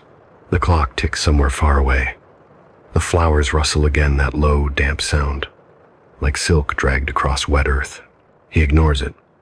Focuses instead on the way her hair spills over the armrest, the pulse on her neck flickering like a secret. He stands, takes the cup, and sets it aside. The powder has done its job. He can feel the faint, chemical sweetness lingering in the air, a sterile scent undercutting the perfume of the tuberoses. He tells himself he's not a bad man, just misunderstood. The world never gave him enough love, attention, respect. Women like Claire always looked at him the same way. Curious, flattered, then afraid. But tonight, no one's afraid. Not yet. He lifts her again, careful, methodical. The soft fabric of her dress clings to his arm. The raincoat she dropped earlier lies crumpled near the door, its sleeve pointing toward the exit as if something invisible were begging her to leave. He steps over it. The bedroom waits. He lays her down gently. Her lips move again, the ghost of a word slipping between them. It sounds like "please," but it could just as easily be breath. He straightens, brushes his hands against his shirt, and smiles. "Relax, darling. Just relax." The tuberoses stand taller now. The air around them seems alive, trembling, charged. Their petals glisten, edges curling slightly inward as though inhaling. Darren doesn't notice. He's looking at himself in the mirror across the room. The reflection smiles back at him, smooth, perfect, unbothered. The man he wishes he could be all the time. He raises his glass to the mirror. "To control," he murmurs. "The one thing worth having." From behind him, there's a sound soft, wet, rhythmic. He freezes, then laughs. "Get it together, man. It's just the rain." He turns to check on her again. Her breathing is shallow. The teacup on the table still holds a bit of liquid, faintly shimmering under the light. He wonders if she tasted the bitterness. Maybe, maybe not. It doesn't matter. He leans over her, close enough to hear the faint hum of her blood. "You'll wake up and forget everything," he whispers. "You'll just remember the flowers, the smell, that's all." A flicker of movement catches his eye. The petals of the nearest tuberose tremble, though the air is still. One of them, larger than the rest, bends down slightly, brushing against the pillow near her head. He steps closer, frowning. It's only a flower, but the surface of its petal glistens, slick and faintly pulsating. The texture isn't right. It's not smooth like wax. It's soft, fleshy, almost warm. He jerks his hand back. For a long moment, neither of them moves.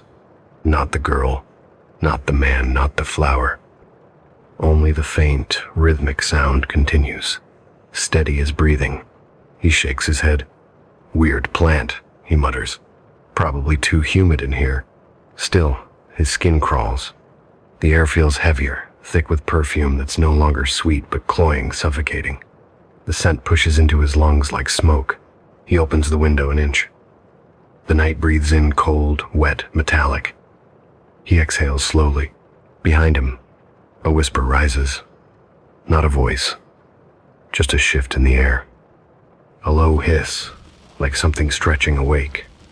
He tells himself it's nothing, that it's just his nerves.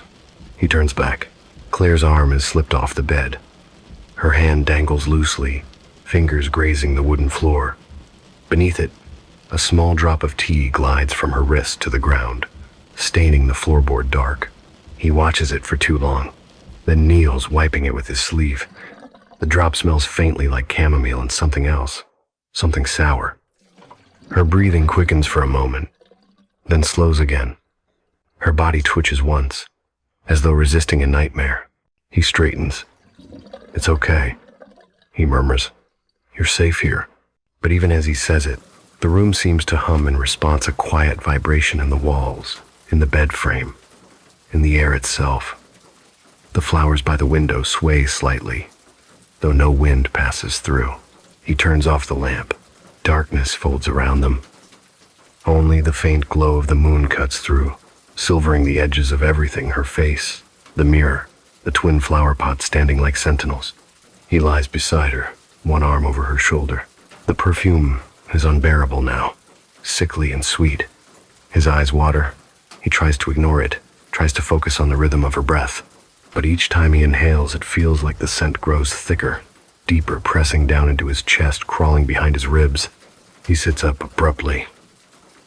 "Jesus, what is that smell?" The flowers don't answer.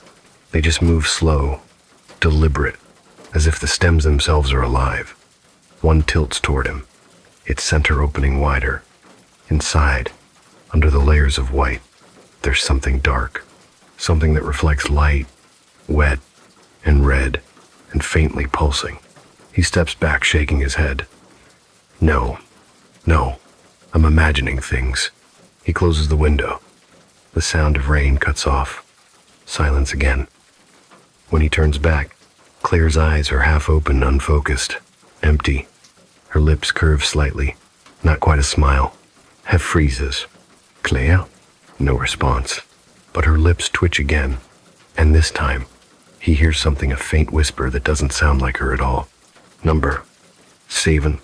The words scrape through the room, like metal against glass. He backs away.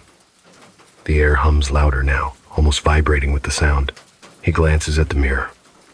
His reflection is still there, smiling faintly. Even though he isn't, something inside him twists.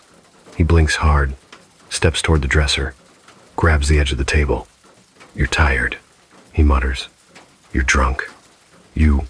The mirror ripples, just once, like a surface disturbed by breath. He stares, transfixed. In the reflection, Claire isn't lying still, she's sitting upright, her head tilted slightly toward him. But when he turns, the bed is empty. He freezes, heartbeat pounding. No. He looks again. In the mirror, the flowers are moving, their stems stretching, reaching, wrapping gently around the shape of the girl sitting in bed. Her face lifts toward him. The mouth opens. The voice is hers, but deeper, layered, echoing. "You shouldn't have come here, Darren." The reflection smiles. Behind him, the real room smells of rot. He blinks once and she's back on the bed, motionless, as if nothing happened. The flowers are still. Only the teacup remains warm, faint steam twisting toward the ceiling. He breathes hard, laughs shakily, and runs a hand over his face. Okay, that's enough. You need sleep." He turns off the music, pours himself another glass, and stares into the dark window. His own reflection stares back, faint and pale. The rain has started again, slow, persistent, tapping like a heartbeat. He tells himself that tomorrow will be different, that this is just another night, another girl, another secret buried beneath perfume and silence. But as he walks toward the bedroom door, he hears it again, the faint, unmistakable sound of something wet dragging across wood. A stem, a root, a hand. He doesn't look back. Not yet. He wakes to a silence that doesn't feel like morning. The first thing he notices is the smell. Not the sweet perfume from the night before. This is heavier, spoiled somehow. The scent of something once beautiful, now gone, too ripe. It sits in his throat like syrup, The second thing he notices is the sound, a faint clicking, somewhere by the window, soft at first, then rhythmic, like someone tapping nails against glass. He opens his eyes. The curtains have shifted. Pale light spills through the edges, cutting the room into uneven halves, gold and gray. Claire lies still beside him, the same as before, one hand resting loosely on her chest. For a moment he wonders if she's even breathing. Then he sees it the smallest rise and fall beneath the fabric of her dress. He exhales. Still alive, he mutters, though it doesn't sound like reassurance. He sits up. His shirt clings to his back, his skin feels damp. The air is so thick with that smell he can almost taste it sweet, earthy, and faintly metallic. He looks toward the window. The flowers. Last night, they had looked normal.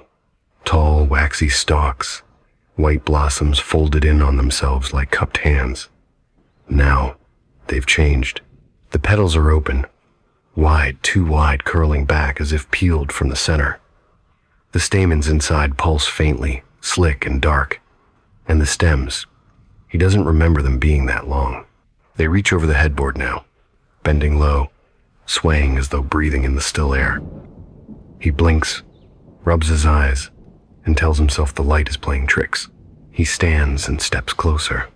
The floor creaks beneath him, and something beneath his bare foot sticks slightly, a thin residue, wet and cold.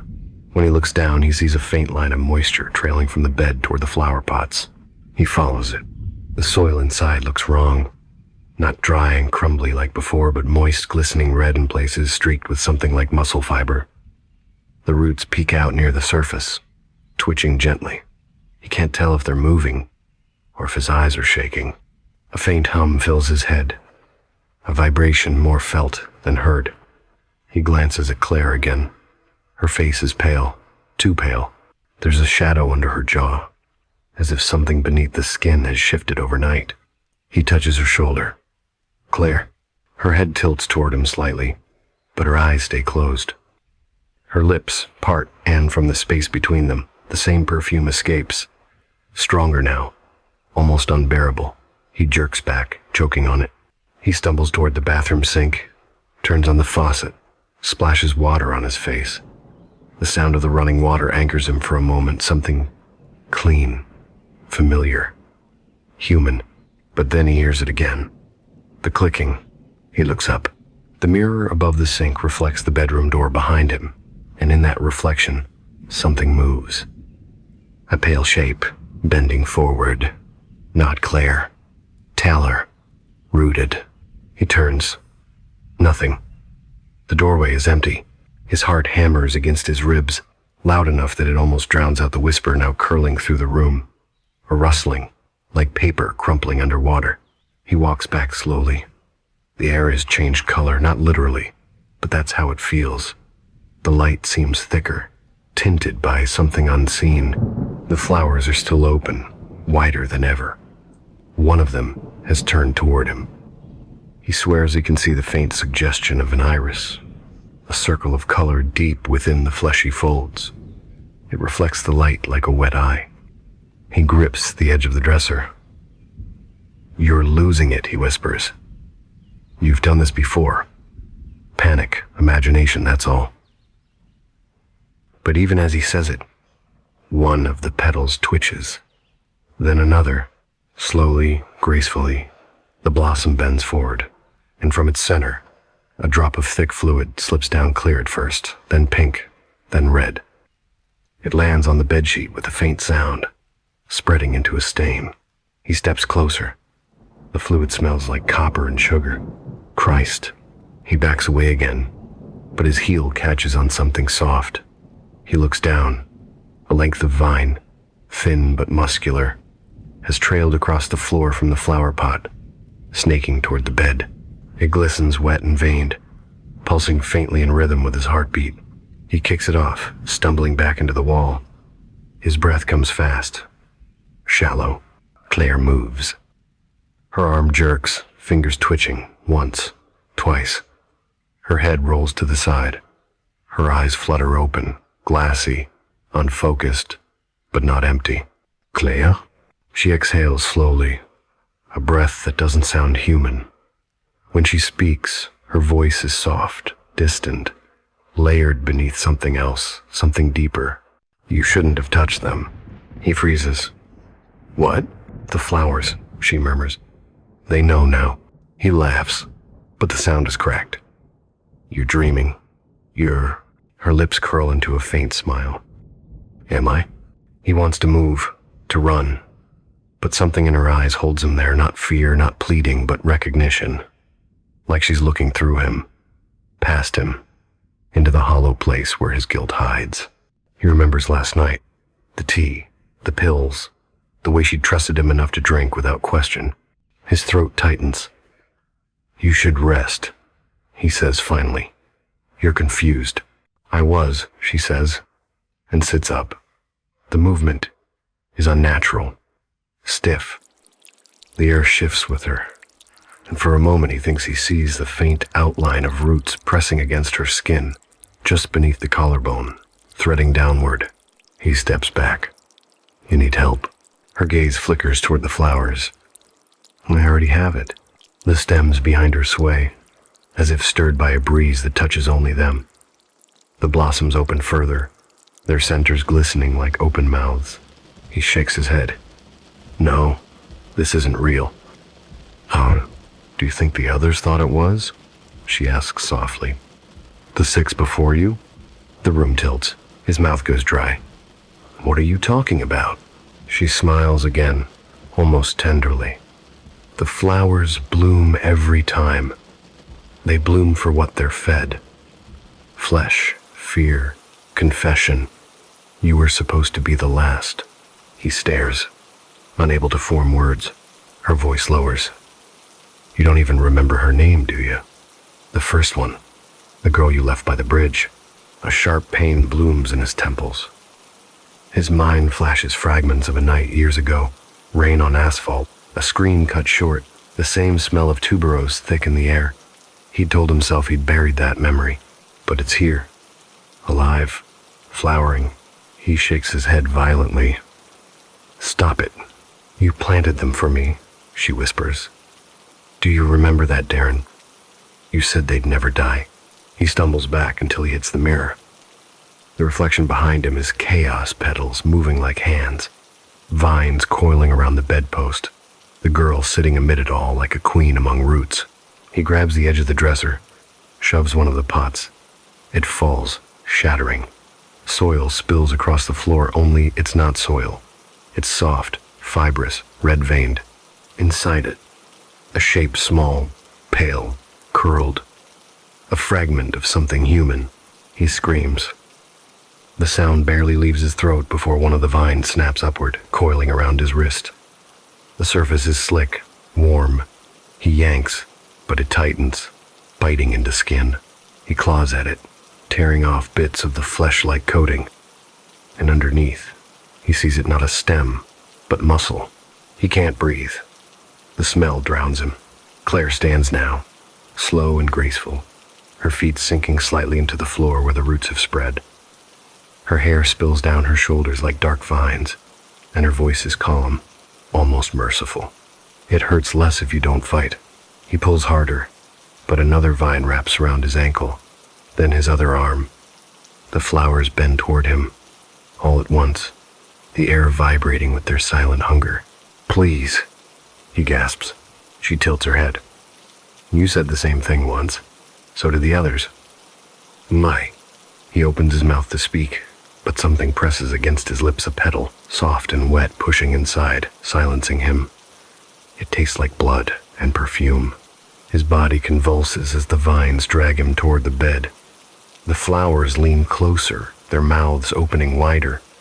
He feels the first bite not sharp, but crushing. A pressure that sinks into muscle. The last thing he sees before his eyes blur is Claire's face, serene, almost sad. And behind her the flowers glow faintly from within, each bloom pulsing like a heartbeat. Then, there's only the rhythm, slow, steady, devouring. The night stretches on. By dawn, the smell has changed again, lighter now. Sweet, almost beautiful. The flowers stand still, their petals immaculate, dewy with morning light. In the soil, no trace remains but a faint stain of red, dark and silent. Claire sits by the window, brushing her hair. Her reflection in the glass smiles back. For the first time in years, the house feels peaceful. Outside, a neighbor passes and pauses, glancing at the open window. New flowers, they think. Beautiful. And from somewhere deep within the roots, the house hums softly content. Alive, waiting for the next bloom. Darren never knew fear could taste so metallic. It was there now in his tongue, in his throat like rust, scraped from an old pipe. He stumbled backward from the bed, clutching his bleeding hand. The flowers were moving. The white tuberoses leaned toward him, not in a natural sway, but in deliberate, pulsing rhythm like creatures drawing breath. Their petals trembled as if from an unseen heartbeat, slick with a faint shimmer. Something glistened inside, like saliva. Darren cursed, pressing a towel to his palm. The bite mark was deep, shallow crescents of torn flesh. Jesus, what the hell? He muttered, looking at the petals again. They were no longer white.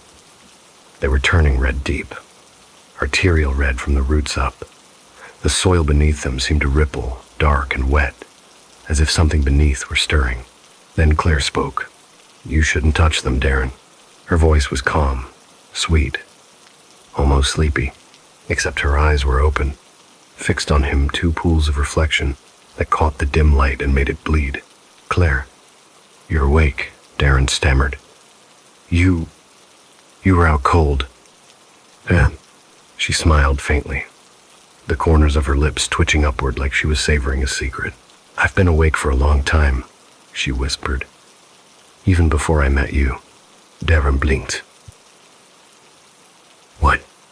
What are you talking about? She turned her gaze toward the flowers.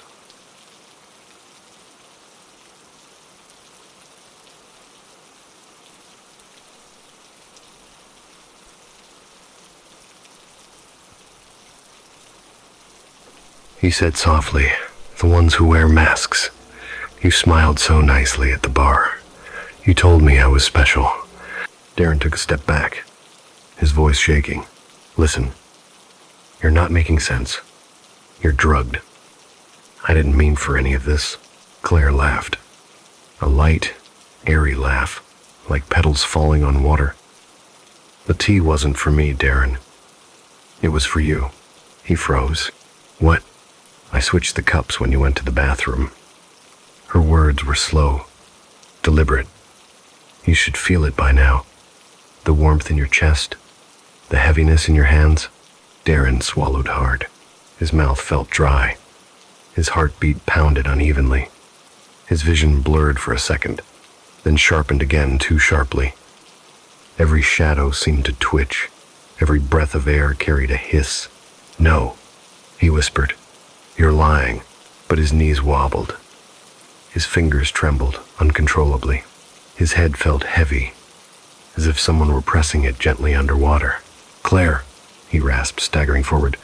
What did you... He stopped, because the flowers were no longer just flowers.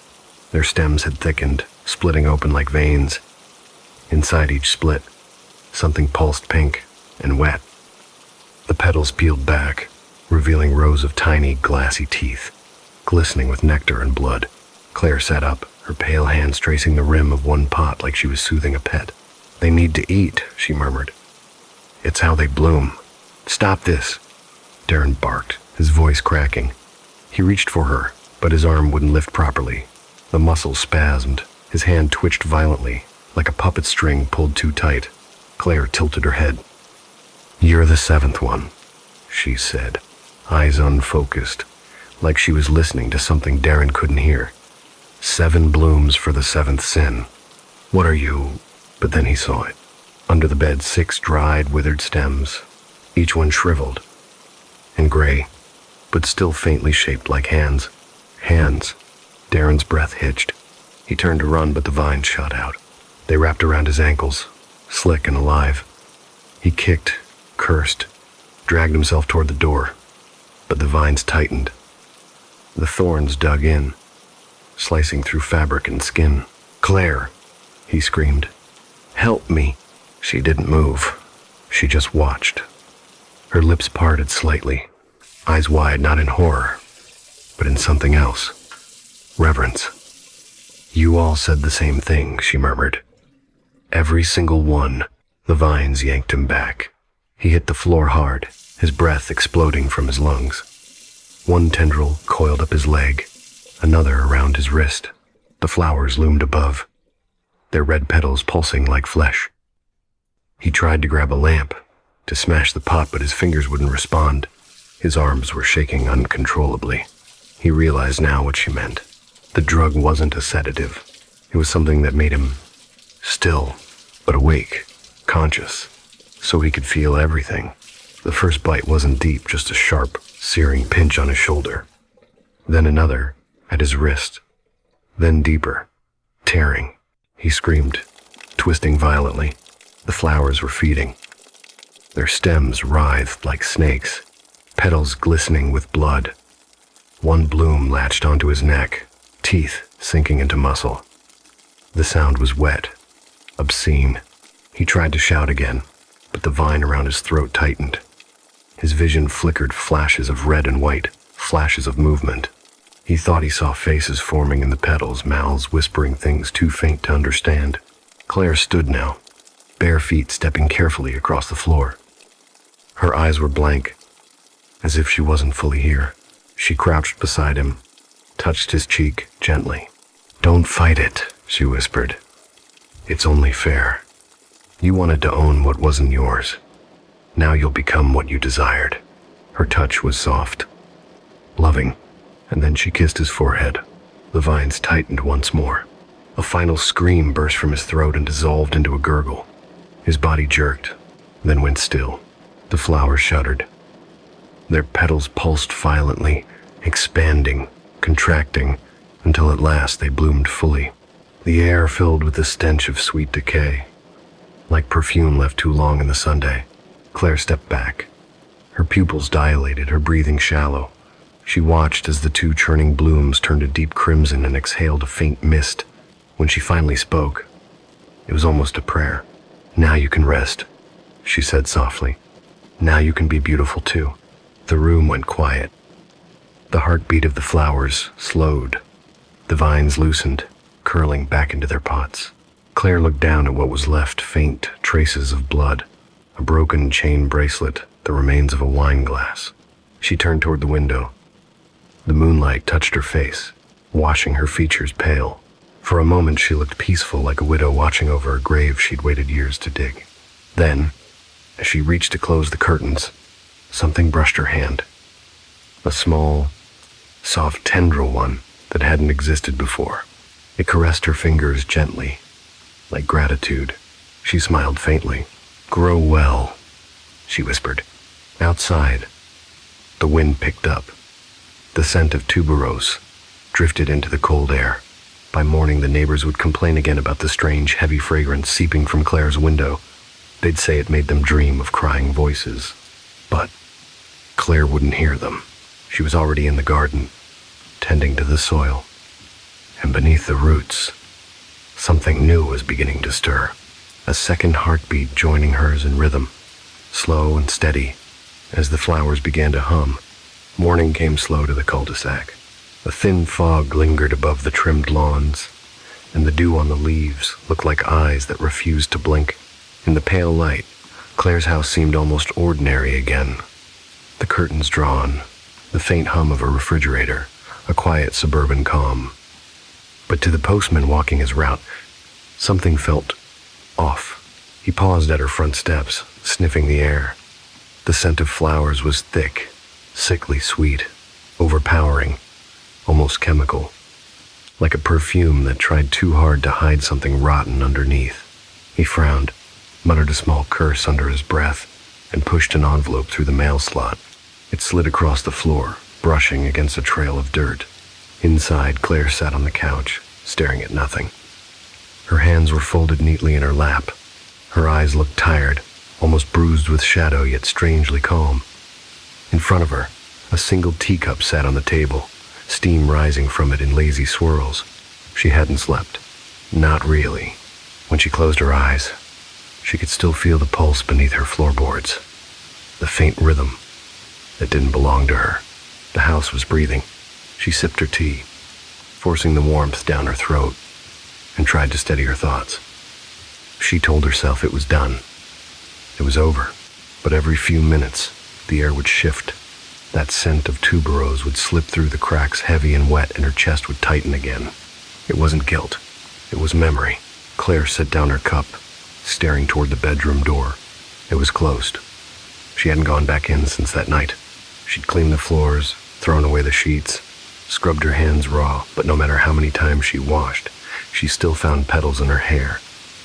She thought about the sound, the last breath that wasn't hers, and wondered if it had really stopped. Sometimes, at night, she still heard his voice, not screaming anymore, just whispering, soft, hoarse, and strangely tender.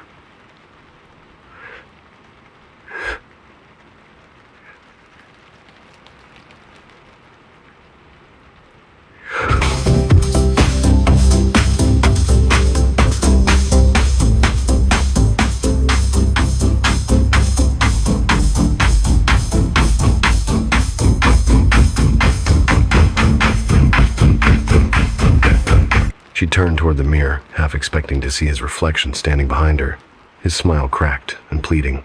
But there was nothing. Only her. She exhaled slowly, closing her eyes. The tea was cold now. Around noon, the doorbell rang. Claire flinched. The sound seemed too loud, too sudden, like it came from inside her head instead of the hall. She stood up, smoothed her dress, and opened the door. It was Mrs. Langley, the old woman from next door. She held a casserole dish covered in foil, smiling politely. "Morning, dear," she said in her trembling voice. "I thought I'd bring you something. You didn't come out to the garden meeting yesterday." Claire blinked, forcing a polite smile. "Oh, thank you, Mrs. Langley. I've been a bit under the weather." The old woman's eyes wandered past Claire's shoulder, into the dim hallway behind her. "Still growing those lilies, I see," she murmured. "They've gotten quite big. Tuberoses," Claire corrected gently. "They're night bloomers." "Ah," Mrs. Langley nodded, though her smile faltered. "Funny thing, I could smell them from my porch this morning. My husband says it's making the dog act strange." Claire's smile didn't move. "Maybe it's just the season." "Maybe," Mrs. Langley said softly. "Well, take care, dear. Try to get some rest." When she left, Claire locked the door and leaned against it, breathing out slowly. Her fingers twitched. From the garden window, she could see them, the flowers, the ones she'd replanted 2 nights ago. They stood taller than before, their petals fuller, their stems thicker, and in the center of the bloom faintly, like veins beneath translucent skin, something was moving. A shimmer, a flicker. She stepped closer, her breath fogging the glass. Inside the petal, just for a moment, she saw it. An outline of a face. Not whole, not clear, but unmistakably human. A mouth, slightly open, a single, half-formed eye. Watching her, her throat tightened. "Darren," she whispered. The flower swayed, as though responding. Claire's knees weakened. She pressed a hand against the counter to steady herself. Every instinct told her to look away, to destroy it, to burn the entire garden down. But she couldn't. She wouldn't. Something deep inside her had changed that night, something that didn't belong to her anymore. She went outside. The air was heavy with scent, wrapping around her like a wet cloth. The soil was soft beneath her feet, still damp. She crouched near the largest bloom and traced her fingertips along the petal's edge. It was warm, almost alive. She whispered, "Do you still remember me?" The stem twitched. The petal quivered. A faint vibration hummed through the ground, almost like a reply. Claire smiled faintly. "Good," she said. "Then you'll never leave me again."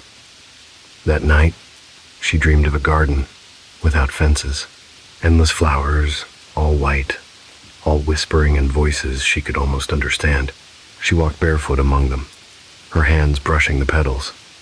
Each one she touched pulsed once, softly, like a heartbeat greeting hers. And in the distance, a figure was waiting, his silhouette bent toward a bloom that reached up to his chest. "Claire," he said. His voice was warm again, familiar. "It's beautiful here." "If," she smiled, though her eyes filled with tears. "Is it?" He nodded, turning toward her. "You should stay." She hesitated. "But I'm not like you." The figure tilted his head. "You will be." Then the flowers began to open, one by one, revealing eyes within hundreds of them blinking awake beneath the moonlight. Their voices rose like a tide. "Claire, Claire, Claire." She gasped and woke up. The room was dark, filled with the smell of flowers. She was in her bed, her hair damp with sweat. But when she turned toward the window, they were blooming again. All of them. The petals glowed faintly, almost bioluminescent, and the soft hum filled the air. Not wind, not crickets, something else. And beneath that hum, she heard it again. Claire. This time, it wasn't from her mind. It came from the soil. She slipped out of bed, barefoot, and crossed to the window. Her hands trembled as she pushed it open. The scent hit her in a wave sweet, cloying, intoxicating. She stared down at the largest bloom. Its center had opened wide, revealing something nestled deep within. Something pale, smooth, like bone. No, not bone, but tooth. Her breath caught. She leaned closer. There were more. Tiny fragments embedded within the stem. A ring, a bit of fabric, a fragment of chain. Everything he wore that night. The soil shifted, and from beneath, something began to rise. At first, it looked like a root pushing through, but as it broke the surface, it took shape. Fingers, human fingers, half petrified, curling toward the light. Claire didn't move. She just watched. It wasn't horror. It was awe. The flowers were remembering. The soil was keeping him. He wasn't gone. Not completely. He'd just changed. Her lips trembled, then curved upward in a small, fragile smile. "I told you," she whispered. "You'd never leave." And the fingers sank back into the earth, disappearing beneath the thick roots. The hum softened to a heartbeat rhythm, steady, eternal. Claire stayed at the window until sunrise, her eyes half open, her pulse slow and even. When the neighbors woke, they noticed the air was heavier than usual. The scent of tuberose blanketed the street. Children walking to school wrinkled their noses. A delivery man gagged and muttered that the smell made him dizzy. Mrs. Langley called the homeowners association, complaining about that dreadful perfume, but no one came to knock on Claire's door again, because that morning, she wasn't there. Only the flowers were. The house was empty, but the garden had grown. Everywhere along the path, the porch, the walls, white blossoms crept, their petals glistening in the dawn light. And in the largest bloom, right by the bedroom window, a faint outline could be seen beneath the surface of the petal. A woman's face, peaceful, eyes closed. Her lips barely moved. But if you listened closely, if you dared to lean close enough, you could hear her breathing. Slow, content, forever entwined with the thing she had made. The carnal bloom had taken root, and the garden would never stop growing. The devil's docket. The rain had been falling for 3 straight days over the little town of Fairstead. By the third evening, the roads had turned into streams of brown water, and the air smelled of rust and roots. In the far corner of town, at the end of Hollow Street, stood an old house with a sagging porch, the Willow residence. People used to say the place had its own rhythm. Creaks at dawn, whispers at dusk, a strange pulse when the wind blew from the east. Mrs. Willow, widowed and stubborn, lived there alone. Her husband had been a carpenter once, known for his precision. After he died, she stayed, clinging to the house as though it were the last thing tethering her to the earth. That night, the town hall lights burned late. Mayor Rhodes was inside with his usual entourage men with fat wallets and hungry eyes. They were talking about land, about numbers, about the necessary expansion of Fairstead's industrial park. One of those numbers happened to be the plot on Hollow Street. Mrs. Willow had refused to sell. "That house is mine," she told them. "My husband built it. My children were born in it. I'll die in it." Rhodes didn't take well to defiance. He was the kind of man whose smile could slice open a promise. He told his assistant, "If the old woman won't move, we'll make her." It began quietly. City inspectors leaving notes at her door. A stranger measuring her fence. One morning she found her mailbox crushed, her chickens dead. The police wrote it off as dogs from the valley. But Mrs. Willow knew better. She saw the black sedan parked near the oak tree, each night tinted windows, engine purring softly in the rain. Then came the night of the incident. Mrs. Willow woke to the sound of footsteps on gravel. Slow, deliberate. She reached for the oil lamp beside her bed. The clock read 11:43. The lamp flickered, throwing long shadows across the wooden walls. Through the window she saw a shape tall, broad-shouldered, holding something heavy. She could hear his breathing even through the glass. She tried to call out, but her throat failed her. A knock followed. Not polite, a single dull thud that made the window pane tremble. Then another. "Mrs. Willow," a man's voice said. "Town business. We need a word." She stayed silent. The voice softened. "It's late. I know. But this can't wait."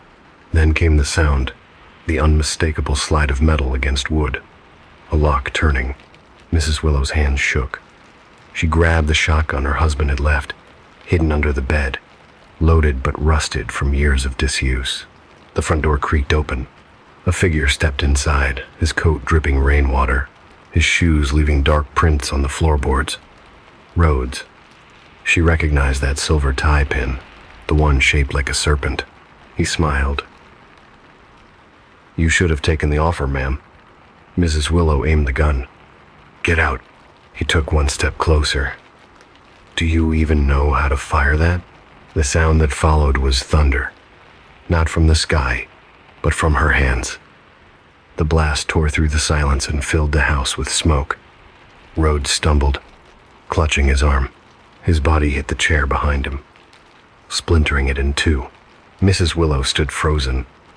The smell of gunpowder, of blood, and rain mingled in the air. Her ears rang. But Rhodes didn't die. He looked at her through the haze, a smile twisting across his face. "You just made a mistake you can't take back." She ran, through the kitchen, out the back door, into the mud. Behind her, the front door slammed open again. Voices, 2, maybe 3 men. She could hear them calling his name, cursing her. The rain turned violent. She tripped on the garden steps, the shotgun slipping from her grip. The fall tore through her shoulder. Her face struck the ground. Everything went white. When she opened her eyes again, the night had gone still. The house glowed faintly from within the light of her fallen lamp, setting the curtains ablaze. She crawled back, desperate to reach the porch. But the fire moved faster than her. It licked up the walls, devoured the roof. The sound was not of burning wood, it was a scream, one she couldn't tell was hers or the house's. By morning, the town found her barely alive in the yard, her right leg twisted, her hair singed to ash. Rhodes had disappeared. At the hospital, they said she was delirious. She kept mumbling the same words over and over. He was bleeding. He went inside, but the house didn't let him out. They thought she was mad.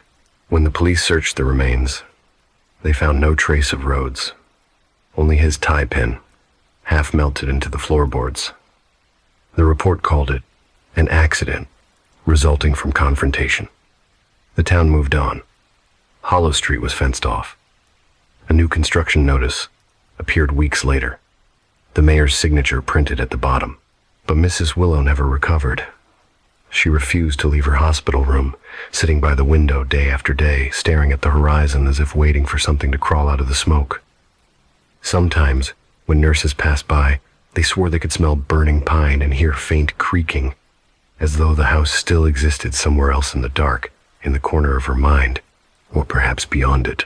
One night, a janitor working late saw her speaking to the empty chair beside her bed. He thought she was dreaming, until he heard her whisper, "You came back, didn't you?" A pause. Then, softly, she smiled. "I told you the house wouldn't let you out." The next morning, Mrs. Willow was gone. The window was open. Her bed was cold. All that remained was a smear of ash on the floor, and that faint, lingering smell of rain-soaked wood. After Mrs. Willow vanished, Fairstead fell silent again, the kind of silence that doesn't rest, but waits. People avoided Hollow Street altogether. The burnt house was cleared away, and the ground paved over, yet no one ever built on it. They said the land was bad luck. The town paper ran a short obituary. Elderly widow, missing, presumed dead. Ongoing investigation. But everyone knew what that really meant, forgotten. Except for Sam. He wasn't anyone important, a clerk at the county office, quiet, polite, invisible. He'd handled Mrs. Willow's case file before she disappeared. He was the one who stamped her complaint letters, the ones no one read. Each time, she'd smiled at him, the kind of smile that carried both exhaustion and defiance. "You're the only one who listens, Sam," she told him once. "Promise me something. If they take me away, don't let them call it an accident." At the time, he'd laughed awkwardly, embarrassed by her intensity. But the words clung to him, long after she was gone. 2 weeks after her disappearance, Sam received an internal memo from the mayor's office. It ordered all files related to Mrs. Willow's property to be archived permanently. That meant destroyed. He read it 3 times. His hands started to sweat. By nightfall, he had already broken into the records room. The building was empty. Only the humming of the fluorescent lights filled the corridor. He unlocked drawer 4B and pulled out the thin folder marked Willow Eliza. Inside 6 letters. A survey map. A statement of property transfer with an unsigned approval line. And a photograph. It was taken 3 days before the fire. Mrs. Willow stood on her porch, her hand shielding her eyes. Behind her, just out of focus, a man's silhouette by the window. Tall, broad shoulders, coat dark with rain. Sam stared at it for a long time. The mayor had insisted he was out of town that night. Something twisted in Sam's chest. He knew what would happen if he reported this. He knew how the system worked in Fairstead. Complaints disappeared. Witnesses retracted. Files burned. But Mrs. Willow's words wouldn't leave him alone. Don't let them call it an accident. So he made a choice. The next morning, he walked into the courthouse and requested a meeting with the county prosecutor. The receptionist, a woman with painted nails and a tired face, raised an eyebrow. On what matter? Fraud, corruption, arson, possibly murder. Her smile vanished. Within hours, word had spread. Mayor Rhodes called him personally, his tone calm, courteous, too calm. "Sam," he said, "I hear you're upset about that old case. Let's talk. No need to make enemies over a misunderstanding." But Sam didn't answer. That night, his apartment door was forced open. His files gone. His computer smashed. He called the police, but the officer who arrived barely looked around. "Could have been kids," he said. "You sure you didn't just misplace them?" Sam laughed bitterly. "You think I misplaced my door?" A week later, a letter arrived unsigned, printed on expensive paper. "Cease your inquiries. There's nothing to gain by chasing ghosts." At the bottom, a small embossed seal of the mayor's office. That was when Sam decided to go public. He began drafting his own report, detailed, meticulous, everything he'd learned about the Willow case, about the forged zoning approvals, the bribes, the false witness statements. He typed late into the night, the only light in his apartment coming from the screen. Outside, the town slept. Then came the noise, a faint buzzing, almost electrical, crawling through the ceiling. He thought it was just the old wiring, but when he stepped into the kitchen, the sound followed him, sharp, pulsing, rhythmic. He unplugged the fridge. The sound remained. It was inside his head. He pressed his palms against his ears and whispered, "Don't stop. Keep writing." By morning, his eyes were red, his hands shaking. But the report was done. 30 pages. Proof, testimony, signatures. Enough, he thought, to make someone listen. He walked to the courthouse carrying the folder against his chest. It felt heavy, as though it held not just paper, but breath. Mrs. Willow's breath. At the reception desk, he met a man he'd never seen before. Tall black suit, silver tie pin. He looked at Sam and smiled. "Mr. Holt, right? The mayor asked me to escort you." "Escort me where?" "To the review board. We just want to make sure everything's accurate." Something in the man's tone froze him. The smile was too familiar. The tie pin shaped like a serpent. Before Sam could answer, 2 more men appeared behind him. "This way, please." They didn't take him to the courthouse. They took him to the Ridgeway Psychiatric Center, 20 minutes outside town. He didn't remember signing any forms. He remembered the cold, the smell of bleach, the hum of machines. The next morning, a nurse woke him with a soft voice. Medication time. He refused. 2 men came in, strapped him down, and pressed a needle into his arm. His thoughts scattered like birds startled by thunder. For days or maybe weeks, time stopped meaning anything. The shocks came next. They said it was therapy.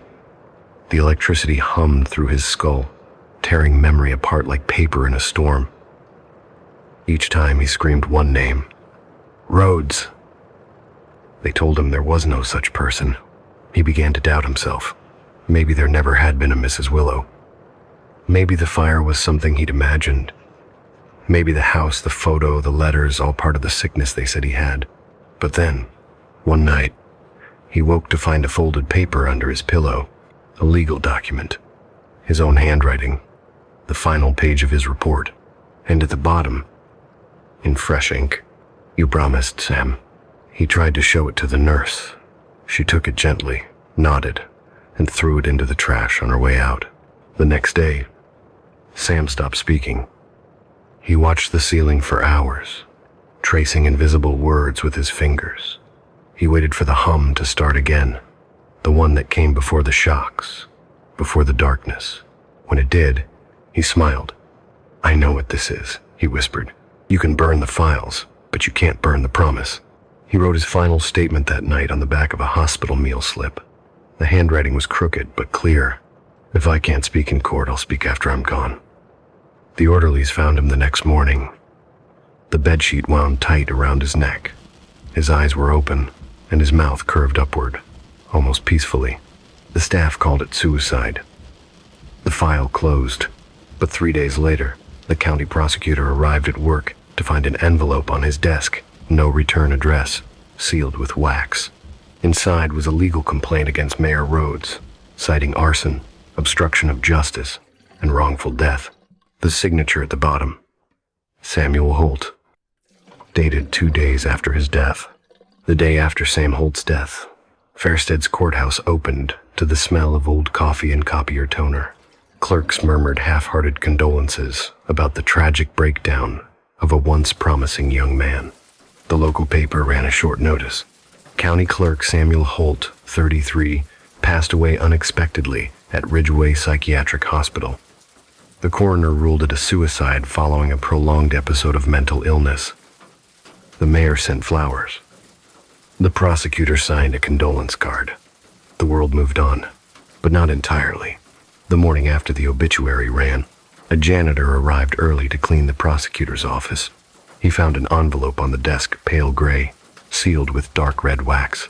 There was no postage, no fingerprints, not even a crease. Just the words, "To the Office of Justice," written in careful, trembling ink. He left it where it was. By the time the prosecutor came in, sunlight was spilling through the blinds. He saw the letter immediately. He hesitated, thumb grazing the seal, an unfamiliar emblem, a set of scales, but uneven, as if one side were dragging the other down. When he cracked the wax, a faint smell escaped ash and hospital disinfectant.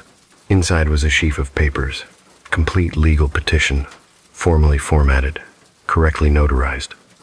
The handwriting was unmistakable Samuel Holt's. At the bottom of the last page, beneath the trembling signature, the date read 3 days after Holt's reported death.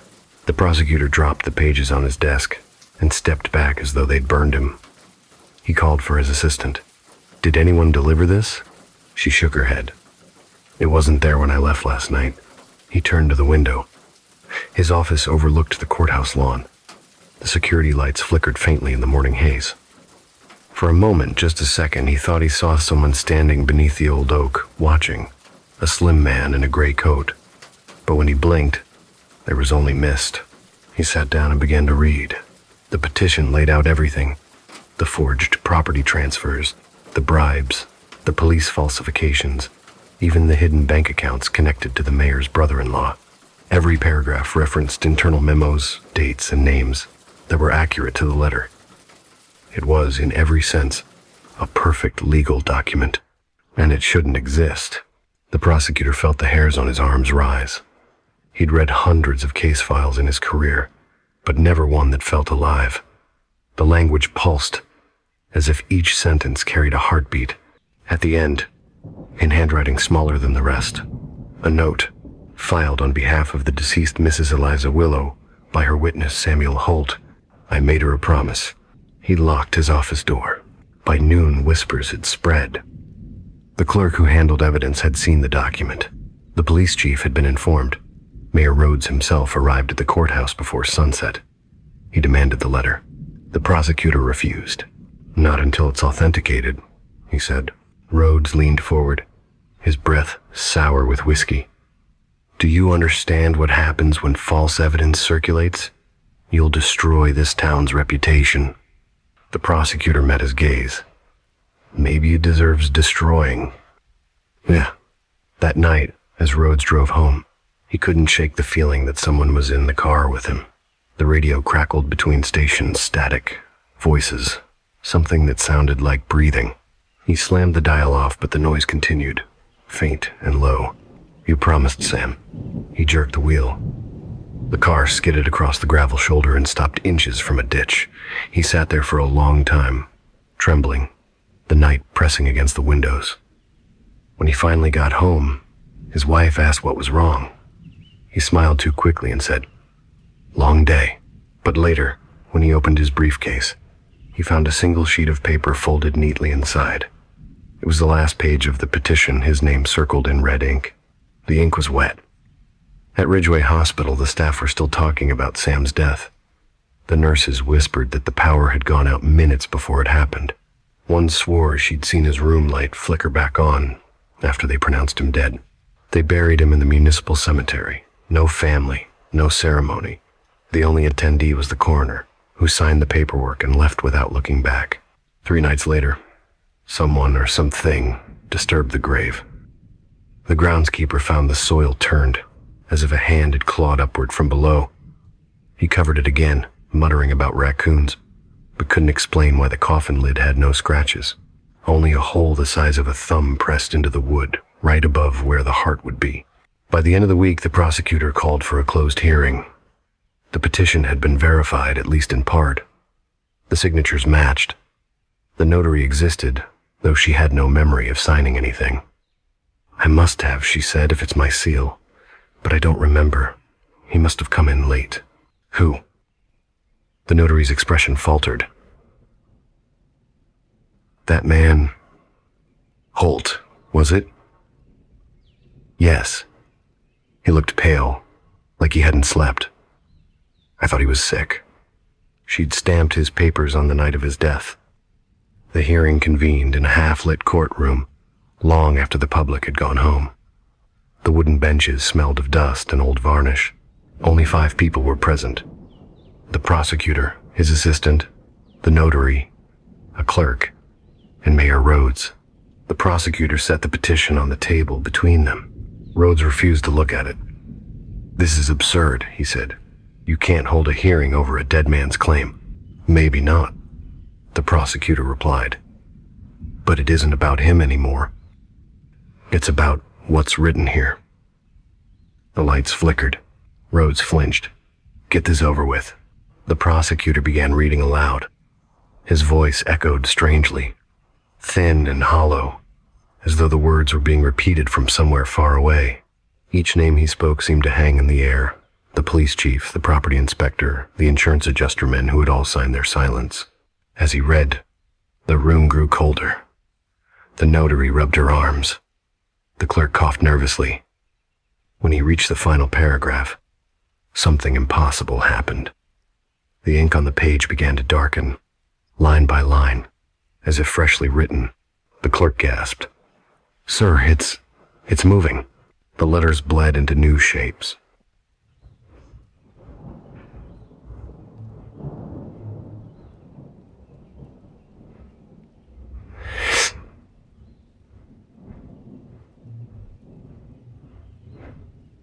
"This is still owed his oath. Now nine maver hounder. Now nay wrong me. Now remain love. Me realny." Rhodes slammed his fist on the table. "Enough. This is a trick." The paper curled at the edges, a faint burn smell rising. The prosecutor dropped it. "It's burning," but it wasn't fire. The paper blackened from the inside, words bleeding into shadow. For an instant, a shape flickered within the parchment. A face, hollow-eyed, faintly smiling. "You promised, Sam." Rhodes stumbled back, hitting the wall.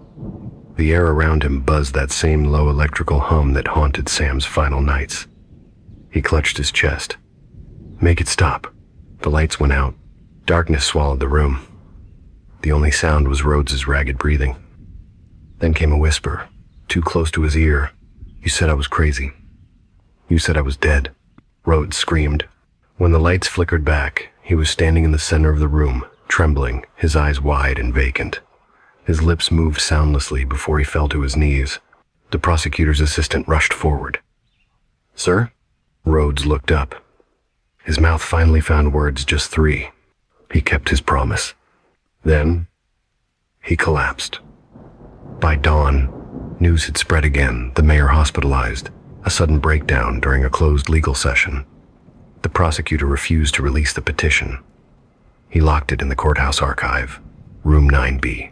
But the clerk who went to file it swore the room was already occupied. "I saw him," she said. "The man who wrote it, standing by the shelves, smiling. When she turned on the light, the room was empty. Only the scent of burnt paper remained. Outside, Fairstead's sky was pale gray, the kind of color that erases shadows. The courthouse bell tolled 9 times, though the clock had been broken for years, and somewhere in the hospital morgue, the tag on Sam Holt's toe came loose. The ink of his name had begun to fade, replaced by one faint new word beneath it. Filed. The morning after Sam's burial, the courthouse stood under a ceiling of low gray clouds, as if the sky itself were waiting for something to begin. The janitor was the first to see it, an envelope resting on the polished oak table of the prosecutor's office sealed in red wax. No one had been inside since last night. No windows were open. No locks had been broken. The envelope bore no return address, only a faint impression of a hand, pressed as if the sender had been trembling. When the prosecutor, Mr. Hayes, arrived, his assistant handed it to him with visible discomfort. The seal cracked open with a brittle sound, releasing the smell of hospital antiseptic and damp paper.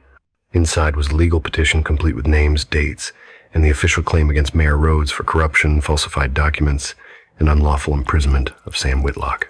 It was signed clearly, shakily, by Sam himself. At first, Hayes thought it was a cruel prank, but the handwriting was precise, painfully so. The signature, too, was undeniably Sam's.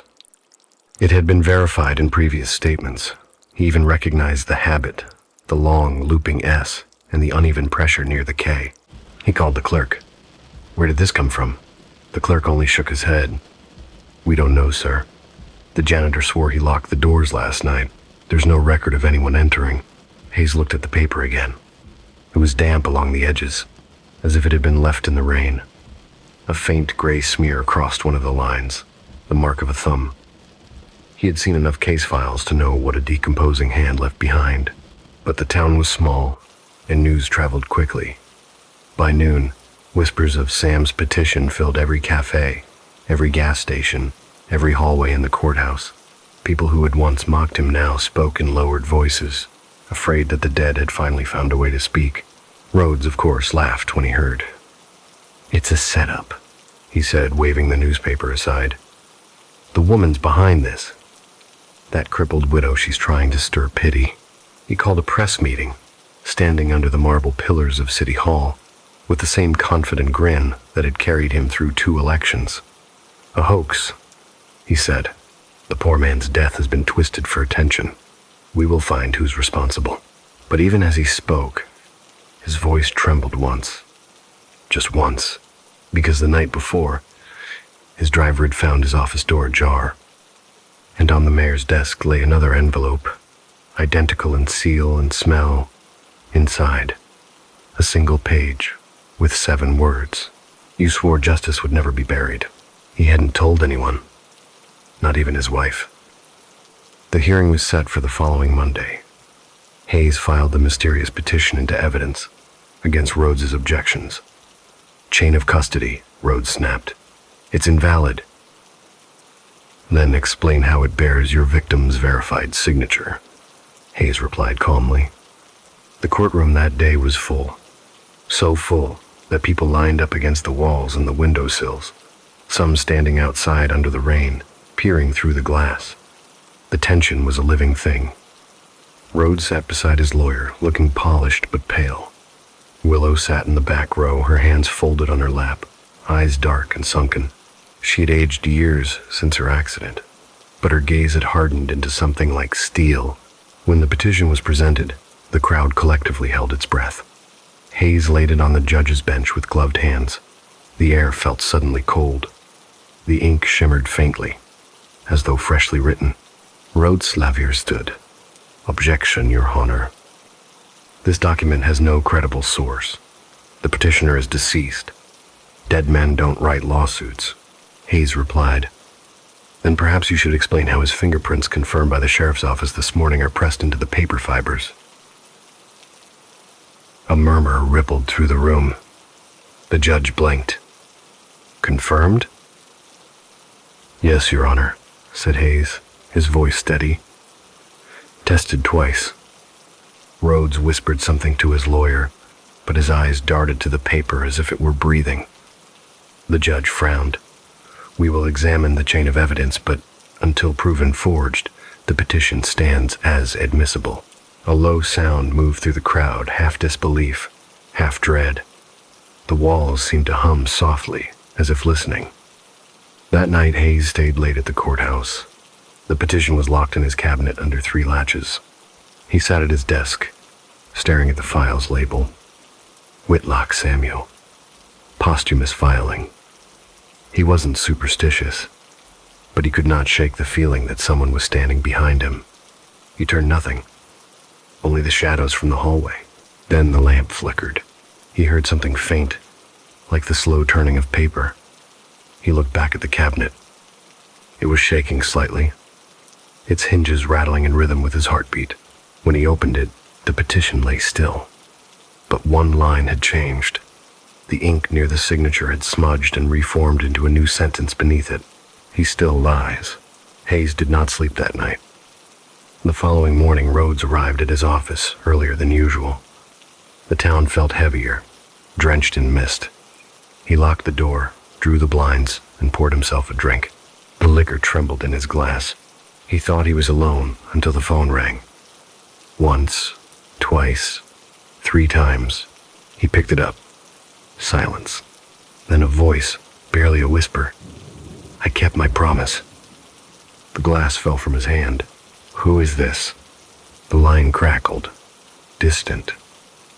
He could hear the faint hum of electricity, the static pulse of a hospital monitor. Then the voice again, clearer, closer. "You said I'd never speak again." Rhodes slammed the receiver down. He turned toward the window, breathing hard. There was no one outside, only the reflection of his own pale face. For a long moment, he thought it was over. Then he noticed the reflection was still smiling, long after his real mouth had stopped. 3 days later, a new piece of evidence arrived at the courthouse. A small brown box, no name, no sender. Hayes refused to open it alone. He called the bailiff, 2 clerks, and the judge, together. They broke the seal. Inside was an urn, plain ceramic, grayish-white. On its side, in faint handwriting, was a single line, Exhibit A. Hayes' mouth went dry. This can't be. The judge stepped back, pale. Is that? It was. Sam's ashes. Delivered, without explanation, to the very institution that had failed him. The room fell into absolute silence. Word reached Rhodes within the hour. He tried to laugh it off again, but the tremor in his voice betrayed him. His secretary said he looked gray, unshaven, and wild-eyed. He ordered all his locks changed. He kept the lights on all night, but no matter how bright the bulbs burned, the corners of his room always seemed darker than before. Then came the scratching. At first, faint, like a rat behind the wall. Then louder, closer, until it sounded like fingernails tracing along the inside of his desk drawer. He finally opened it, nothing but papers. But on the top page, pressed deep into the fibers, were the words, "You swore I would never rest." He burned the note, but it reappeared the next morning, on his bathroom mirror, written in condensation. By the end of the week, Rhodes stopped leaving his house. He missed meetings, ignored calls, and stayed up nights pacing, muttering to himself. He claimed to see Sam sitting in every reflection, windows, spoons, the black of the television screen. Always calm, always patient. When the court convened again, Rhodes was barely coherent. His lawyer begged for postponement, citing acute stress and hallucinations. But the judge refused. The urn sat on the evidence table, as if watching. Hayes presented his final findings: proof of forged land deeds, bribed inspectors, and doctored patient reports from the asylum. The evidence formed a chain too complete, too seamless to deny. "Do you deny your signature on these documents, Mayor Rhodes?" Hayes asked. Rhodes' lips trembled. "No. Do you deny authorizing the commitment of Samuel Whitlock under false pretenses?" He opened his mouth, but no sound came. His gaze fell upon the urn. His face drained of all color. "Mr. Rhodes," the judge said firmly, "answer the question." Rhodes finally spoke, but not to them. "He's here," he whispered. "He's right here." The courtroom froze. He said I'd never sleep again. He won't stop. Every night, he sits at the end of my bed and asks me the same thing. "Do you remember your oath?" I told him I did. I told him I'd make it right. "Mr. Rhodes," the judge said sharply, "compose yourself." Rhodes turned his gaze upward, eyes wide. "He's standing behind you." No one moved. The judge turned slightly, as if against his will, but there was nothing there. Rhodes began to laugh, a dry, broken sound. "You can't see him.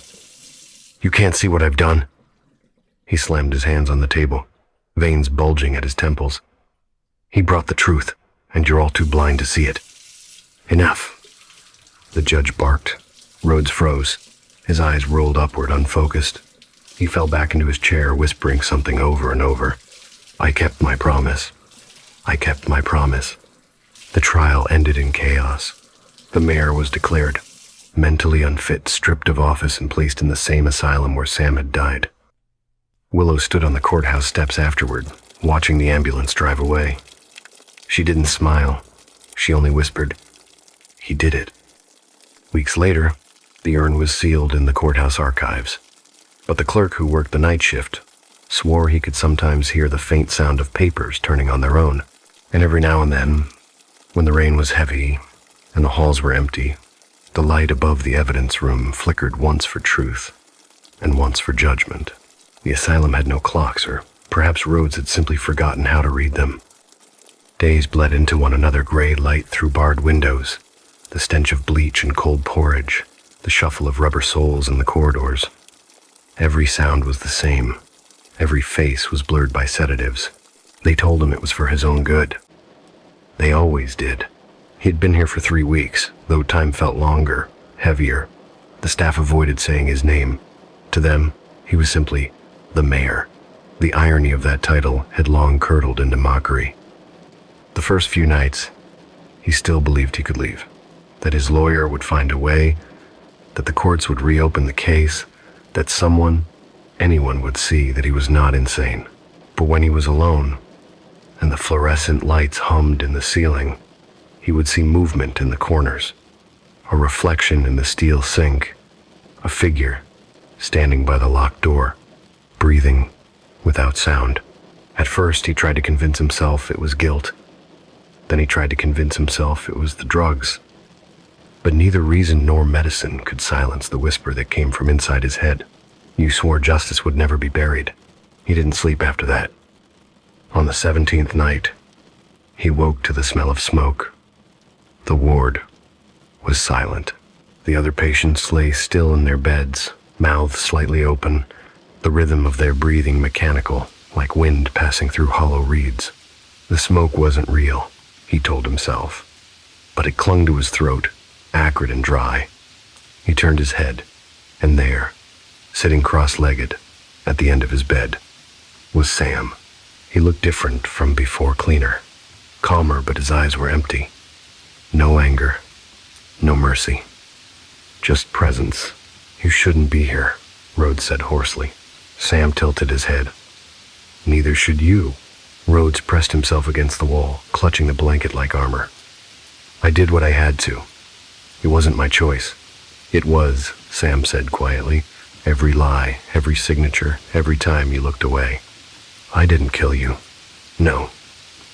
You just built the room where I died." Rhodes felt his knees give out. He covered his face with shaking hands. "Please, stop haunting me." "I'm not haunting you," Sam said, standing. "I'm waiting." "For what?" "For you to tell the truth." The next morning, the nurses found Rhodes kneeling by his bed, mumbling to himself. He had been awake all night. When they tried to move him, he lashed out, screaming that Sam was right there. They restrained him, sedated him, and left him strapped to the bed. But the drugs only slowed the words.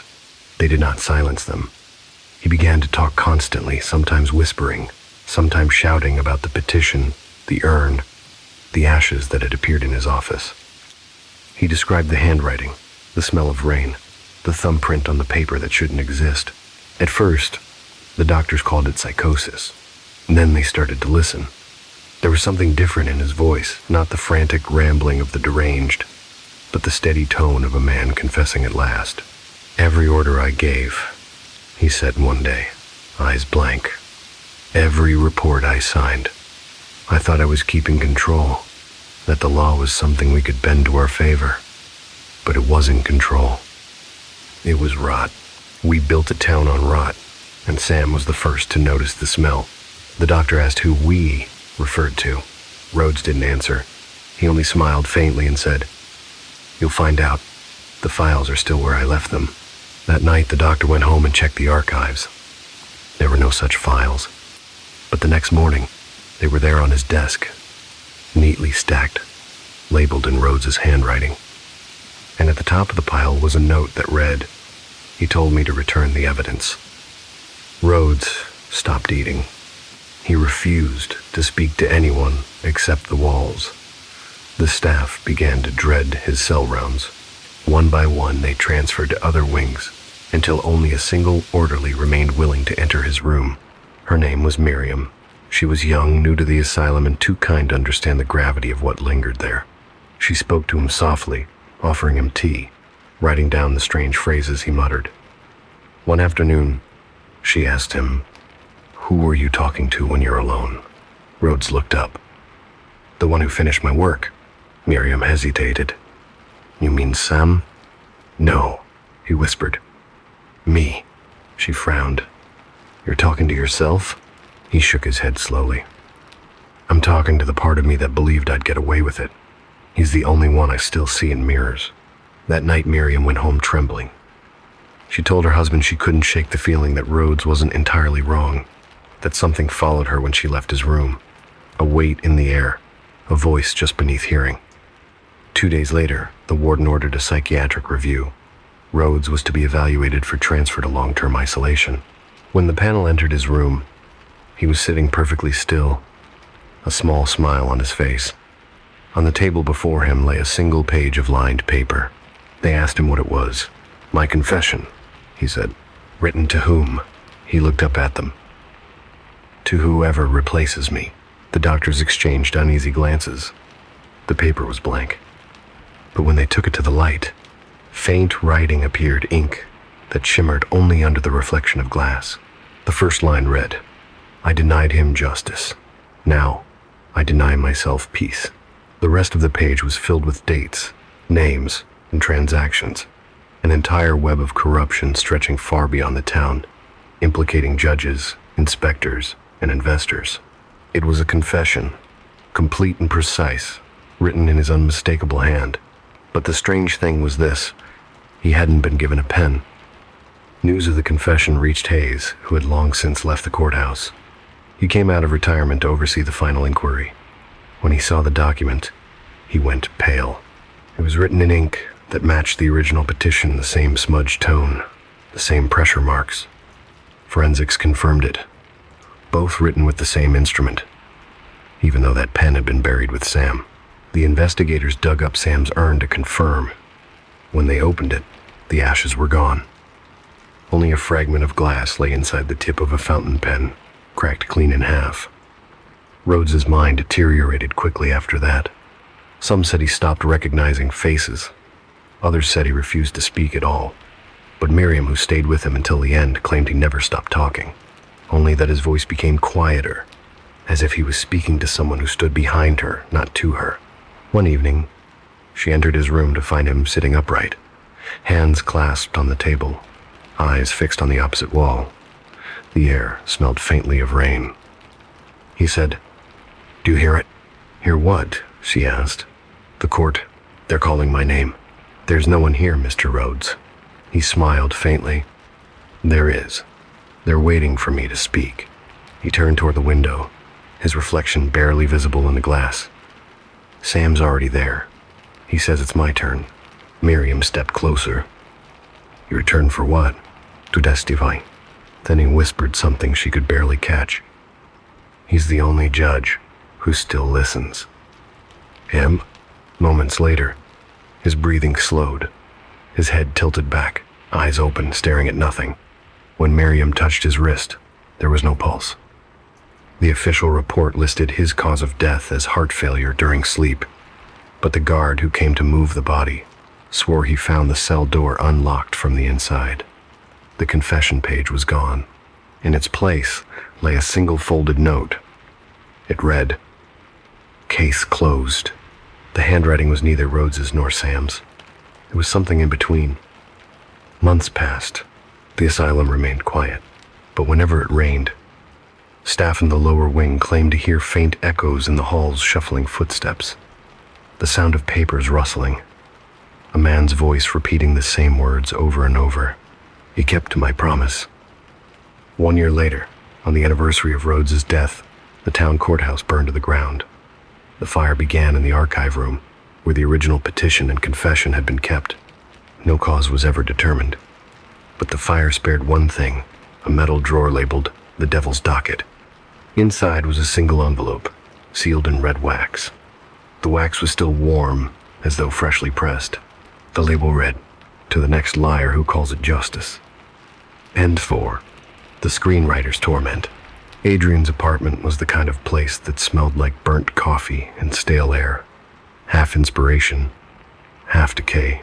A single bulb flickered above his desk, the weak light revealing stacks of scripts, sticky notes, and crumpled outlines. Every page carried the same stains: sweat, caffeine, and desperation. He was 32, a screenwriter who hadn't slept properly in 3 years. The doctors had called it catalepsy, a neurological quirk where the body freezes between consciousness and dreams. But Adrian knew it by another name: the silent suffocation that came every night around 3 a.m., the shadow that sat on his chest, the weight that whispered his name. Sleep paralysis. Bonde. He used to laugh about it. Used to tell people it was just the brain's way of glitching between states. But that was before the episodes changed. Before the shadows began to move. That night he sat hunched at his typewriter, fingers hovering, eyes red.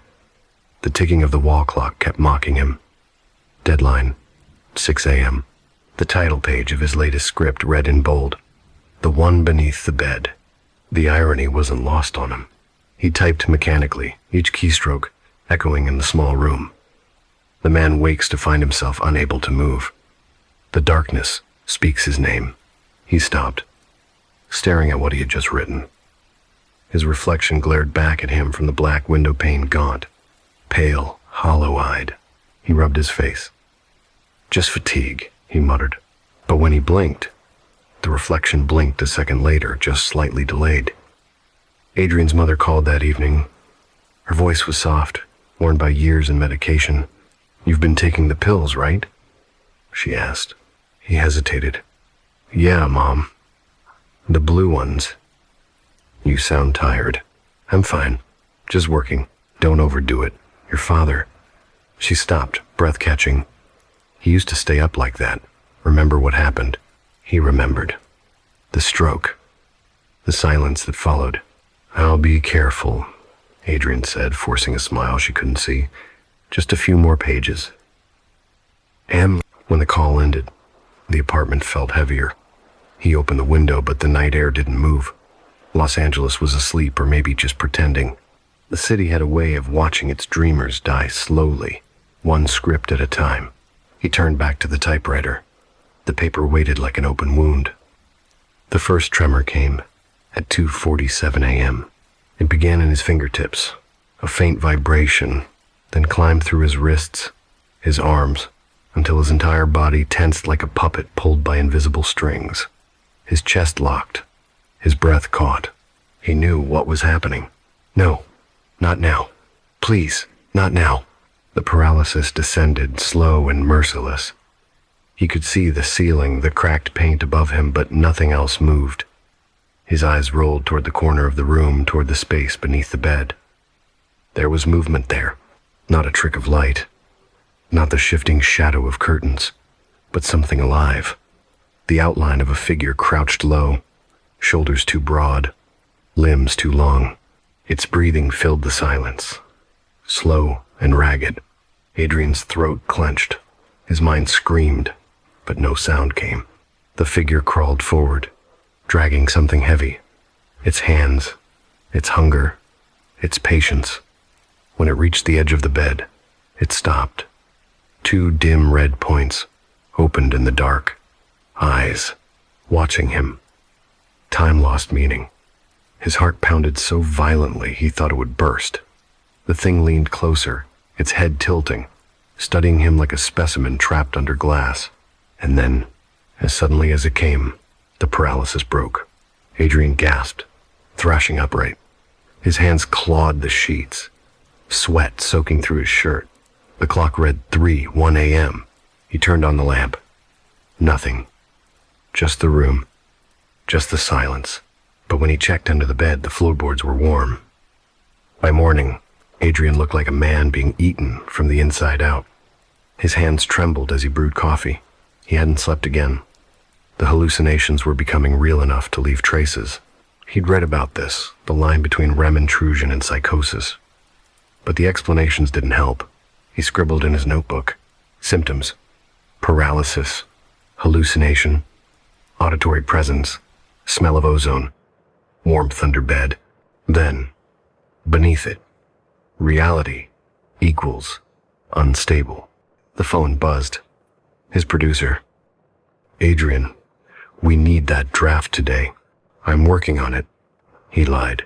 "Network's breathing down my neck. They want something darker, more real. You said this script was based on personal experience, right?" He hesitated. "Yeah." "Then bleed for it." The call ended. The silence that followed was almost mocking. He sat back down, flexed his fingers, and began to type again. Each word felt heavier than the last. He wasn't sure if he was writing the story, or if the story was writing him. The sun set behind the apartment towers, throwing the room into amber and then into black. Adrian didn't turn on the lights. The glow of the typewriter ribbon, the faint blue pulse of his computer monitor, and the hum of the refrigerator were enough. He reread what he had written so far. A man plagued by shadows begins to suspect that his fear is not imagined, but inherited. He stopped typing. Inherited. He thought of his father again, how the old man used to wake screaming, saying someone was sitting on his chest. How the doctors called it night terror. How, after the stroke, he used to stare at the corners of the room and whisper, "He's still here." Adrian closed his eyes. "It's genetic," he said aloud. "Just neurological misfiring." He tried to believe that. He really did. But when he looked up, the reflection on his black TV screen wasn't sitting. It was standing behind him. He spun around. The chair hit the wall. No one there. The air was still. He turned back to the desk. The typewriter had produced another line. He hadn't written it. "Stop watching. Just sleep." The carriage clicked, though no key was pressed. The paper rolled up by itself, feeding through like a throat swallowing. Adrian stepped back. His heart pounded against his ribs. He ripped the page free and crumpled it, throwing it across the room.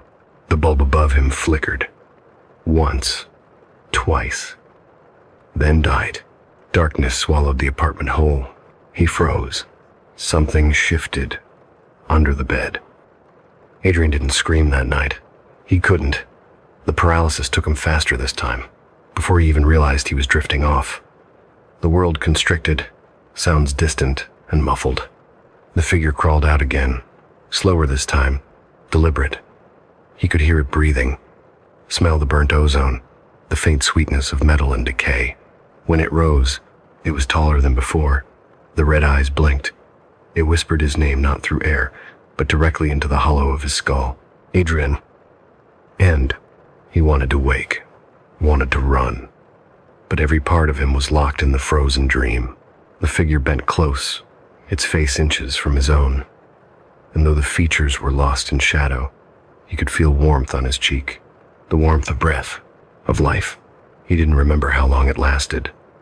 When he finally snapped awake, the clock read 4:12. His sheets were torn, his hands were bleeding, and on the wall above his bed, written in shaky letters, were the words, "One more draft." Adrian thought the quiet would help, and that was the lie he told himself every night when the city finally dimmed beneath his apartment window, when the hum of traffic turned into a low murmur, and the world outside felt like it was holding its breath. He sat at his desk, eyes fixed on the blinking cursor of an unfinished script. A story about fear, about a man who dreamed of something under his bed that watched him breathe. He'd been working on it for 3 weeks, but lately, the line between what he wrote and what he lived had begun to blur. Every time he closed his eyes, he saw it again, that dark silhouette pressed against the corner of his ceiling, stretched impossibly long, as if the shadows themselves had found a shape. Sometimes it moved. Sometimes it just waited. He told himself it wasn't real. Just stress. Just the mind turning against itself after too many sleepless nights. But there was a rule Adrian had discovered through experience. The more he told himself not to think about it, the closer it came. The first time he saw it, he'd been awake, typing. The sound of the keys had stopped for just 1 second, and that's when he heard breathing. Not his own. Heavy, deliberate, like someone standing behind him trying not to be noticed. He turned around, half expecting his reflection in the window to be delayed, like in those dreams where the mirror doesn't quite follow you. Nothing was there, just the faint outline of his bed in the half-light, the bed he hadn't made in days. The sheets pulled down, the shadows underneath looking deeper than usual. He'd stood for a while, staring, long enough for the room to start feeling wrong. Later that night, he woke up, unable to move, eyes open, chest locked tight. His body was a cage. Every nerve was awake, but nothing responded. He could hear his own breath struggling through the pressure, and in the corner of his vision, the shadow was still there, watching, its head tilted slowly, like it was studying him. Then came the whisper, low, gravelly. and close enough to feel against his ear, though. The air was still. "Don't look," Adrian had screamed, but the sound never left his throat. The paralysis broke with a violent jerk, and he sat up gasping, drenched in sweat, the echo of that voice still rattling in his chest. That was the first time. After that, the nights became patterns, typing until exhaustion, falling asleep mid-thought, waking up paralyzed, seeing that same thing, the dark figure waiting near the bed, or sometimes crouched beneath it, the way something might hide before pouncing. He started recording himself. A small camera set at the edge of the desk, facing the bed. It caught him tossing, twitching, gasping in silence, but the space beneath the bed was always too dark to tell what was really there. He tried to convince himself it was all neurological. Catalepsy, his doctor had said. A sudden loss of muscle control. Sleep paralysis. Harmless, in theory. But the human mind doesn't believe what the body can't escape. He found himself growing obsessed. Not with curing it, but understanding it. He dug through online forums, late-night videos, medical journals. He read about ancient tales of the night hag, a spirit that sat on your chest until you stopped breathing. About modern studies suggesting the mind hallucinates during paralysis, merging dreams with waking fear. He began to take notes. Each episode had its own pattern, same time window, between 2 and 4 a.m. Same shallow breathing before it began. But something new was happening. The thing had started to move closer. At first, it stayed at the edge of the room. Then, it began to appear by his bed. One night, when he woke paralyzed again, it was standing right beside him, the silhouette towering. Featureless, but aware. He could feel heat from it, or maybe it was his own panic burning through the freeze. Then, slowly, the shadow leaned forward, until its face was only inches from his own. He could see nothing but the void of its outline, but within that void were 2 pinpoints of red, not glowing, but pulsing like living eyes struggling to stay open in the dark. He wanted to move, to scream, but all he could do was stare as the eyes blinked once and then disappeared. When morning came, the world was too bright. The sound of the city was jarring, unreal. He tried to laugh at himself, but it came out hoarse, cracked. That day, he didn't write a word. He just sat in the kitchen, staring at his shaking hands, wondering if this was what madness felt like, the quiet kind that arrives in whispers that no one else can see. His mother called that afternoon. Her voice was soft but tired, always tired. "Have you been sleeping, Adrian?" He lied, like always. "Yeah, just working too much." "Don't push yourself, honey," she said. "You sound thin." He wanted to tell her everything. About the eyes. About how he could still feel the air move when the shadow leaned close. But she had enough to worry about her own health, the bills, the loneliness of that small house in Arizona. So instead he said, "I'll finish the script soon." But that night, the thing came again. This time, it didn't stay still. It crawled. He heard the sound before he saw it, the faint scrape of nails against wood, dragging slowly across the floor. When he opened his eyes, the paralysis already setting in. The figure was pulling itself out from beneath the bed. Its limbs moved wrong, too long, too jointless. It rose, and the ceiling seemed to lower with it. Then, for the first time, it spoke in a voice that was not a whisper, but a breath stretched into words. "You shouldn't have written me." He couldn't breathe. The words weren't just sounds, they were inside him, vibrating through his chest, echoing against his ribs. He shut his eyes, willing himself awake, willing the paralysis to break. And just as he felt the scream rising in his throat, the figure vanished. He stumbled out of bed, flicked on every light, ripped open the curtains. No one there. But on his desk, his laptop screen was glowing. His script was open, and at the end of the last paragraph he remembered writing. A new line had appeared. The monster beneath the bed finally stood up. His breath caught. The cursor blinked once, twice. Then it moved, typing by itself, and it wasn't under the bed anymore. He slammed the laptop shut so hard it rattled the desk. Then silence again. only his heart refusing to slow down. The next morning he called his doctor, told him the medication wasn't working. The doctor's voice was calm, clinical, detached. "You're describing classic hypnagogic hallucinations, Adrian. They feel real, but they're not. You're under immense stress. Try to rest. Try to rest." He hung up without replying. That night, Adrian didn't sleep.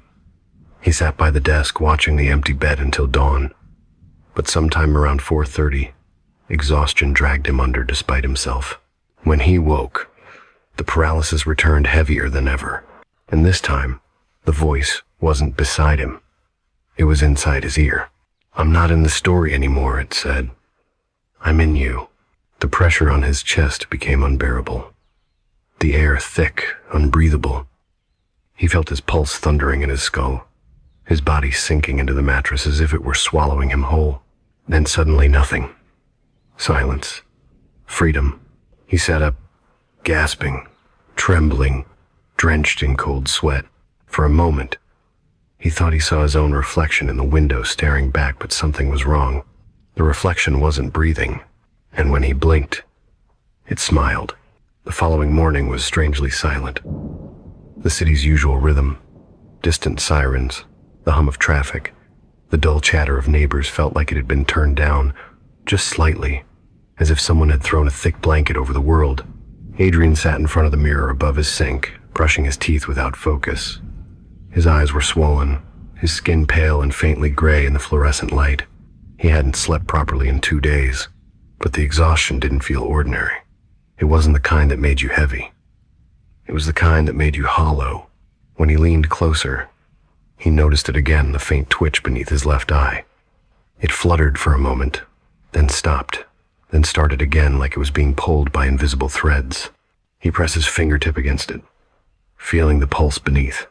And then, for the briefest second, it blinked back at him. He dropped the toothbrush. The sound echoed too loud in the bathroom, sharp enough to make his heart jump. He told himself it was the light, the lack of sleep, the usual tricks of exhaustion. But as he stood there, staring at his reflection, something felt off. The reflection was slow. It wasn't delayed, not exactly, but its eyes didn't follow the same rhythm as his. They seemed to study him, not mirror him. He turned his head. So did it. But when he leaned forward, the reflection's expression changed subtle, almost imperceptible, its mouth twitching into the ghost of a smirk. He blinked. It was gone. The mirror showed only him, a tired screenwriter, losing touch with reality.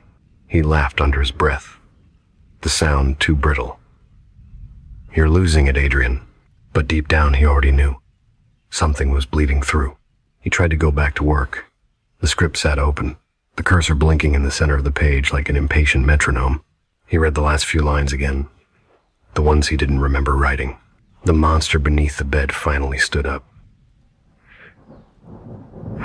And it wasn't under the bed anymore. He stared at them for so long the words lost their shape. When he tried to delete them, his keyboard froze. The screen flickered once, then again. The cursor began to move on its own, scrolling upward, through page after page of dialogue, until it stopped at a scene from the middle of the story. Int. Bedroom. Night. A man lies motionless on his bed. The dark figure watches from the corner. Its eyes blink. He had never written that line. Adrian stepped back from the desk, his pulse quickening. It was just a glitch, he told himself. Some weird autosave artifact. But when he looked closer, he noticed something else.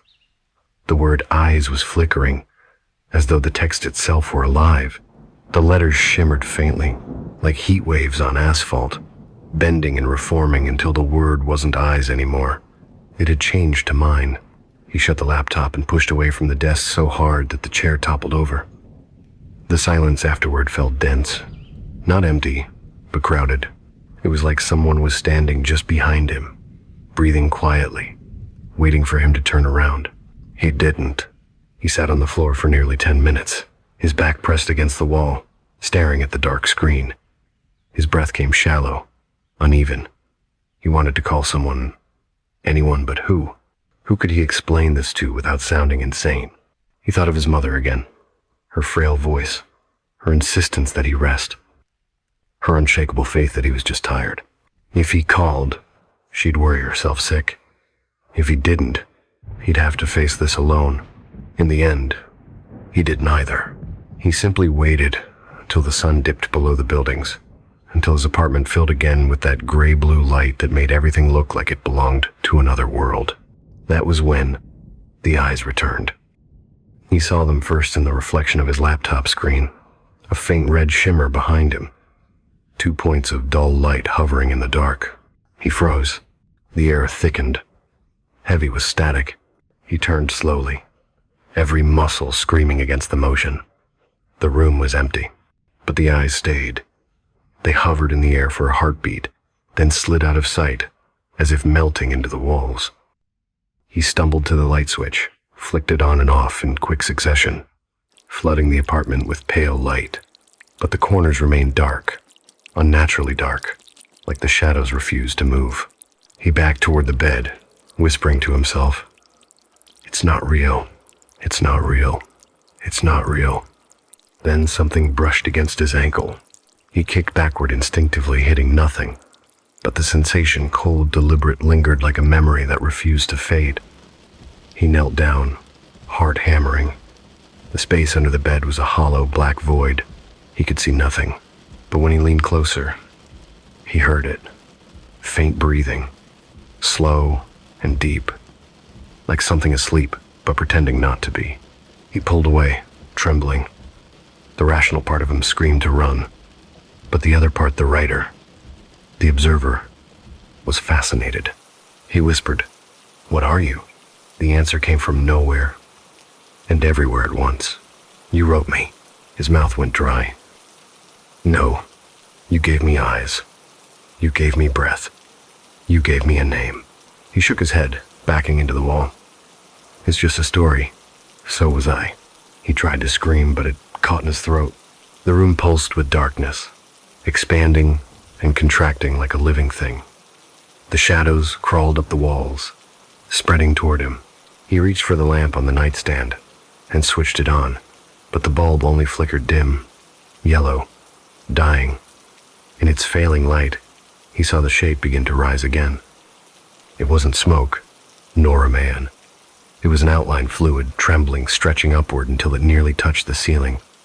And then, 2 faint red eyes blinked open within it, not glowing this time, reflecting, as if they were borrowing the light from his own fear. Adrian pressed himself against the wall, whispering broken sentences, prayers, apologies, anything that came to mind. But the shadow didn't move closer. It simply tilted its head, the same way it always did, and whispered no, breathed his name. Adrian. He felt something rupture inside him then. Not physically, but deeper, like a thread that had been pulled too tight for too long, finally snapping. He lunged for the laptop, flipping it open again, desperate. He began typing blindly, fingers slamming the keys. "It's not real. It's not real. It's not real." Each line appeared, but the letters began to twist and slide across the screen, rearranging themselves until the text read, "You are," he screamed, slamming his fists against the keyboard. The laptop shut down with a hiss.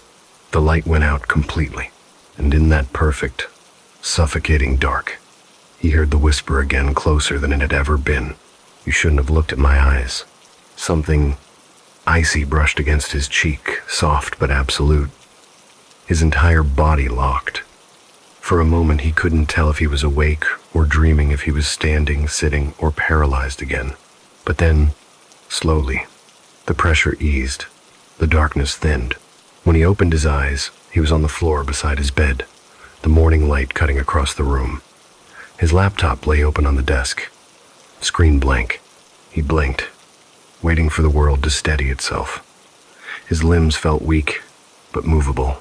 He was free again. Except, when he glanced at the mirror on the opposite wall, his reflection wasn't in sync. It blinked first, and this time, it didn't stop smiling. He didn't remember how he got to the couch. There were long, fractured minutes missing from his memory, a silent gap between the mirror's grin and the present moment. When he finally gathered the courage to look around, The morning had already stretched into something colder, flatter, less real. His phone buzzed on the coffee table. He ignored it. He was afraid of his own name showing up on the caller ID again. Instead, he just sat there, palms pressed together, trying to steady his breathing. The blinds were drawn, but a faint line of light bled through, cutting across the carpet like a wound. It illuminated the floor where he'd seen the eyes, the faint hollow beneath the bed where something used to breathe. It was gone now. He was sure of it, but the quiet was too careful. He got up and moved to his desk. The laptop was still open, still on, though he could have sworn he'd shut it down the night before. The cursor blinked on a blank page. A single line of text appeared. Finish the story. He swallowed hard. I didn't write that. The screen flickered, and a paragraph unfolded beneath it. You were never asleep. You only wrote that you were. You gave me a body, then called it a dream.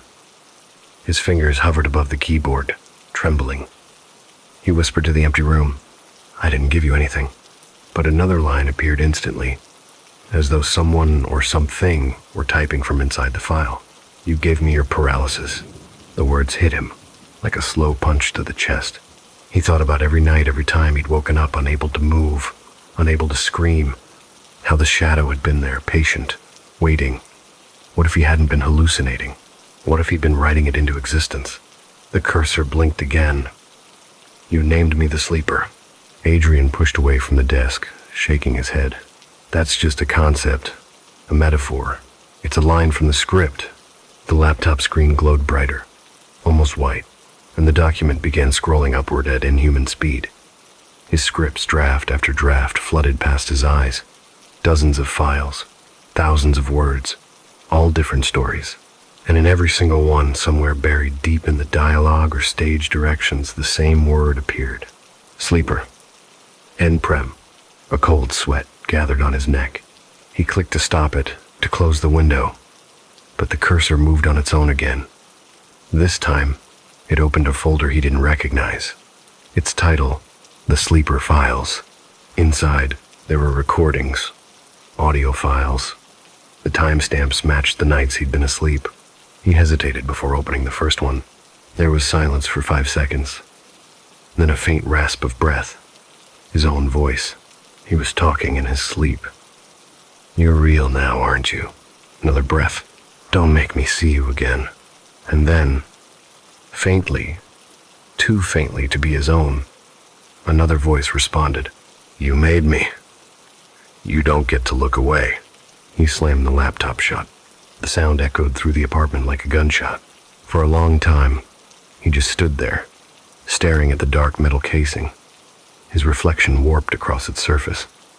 He realized his hands were shaking uncontrollably. He needed help. A doctor. Someone who understood sleep paralysis, who could explain how the brain played tricks, how fear and exhaustion distorted reality. But as soon as he reached for his phone, the screen lit up. An unknown number. He hesitated, then answered. Adrian. The voice was calm, female, familiar. Who is this? You know who? He froze. Claire. Static crackled on the line, like a laugh caught between frequencies. You're still writing it, aren't you?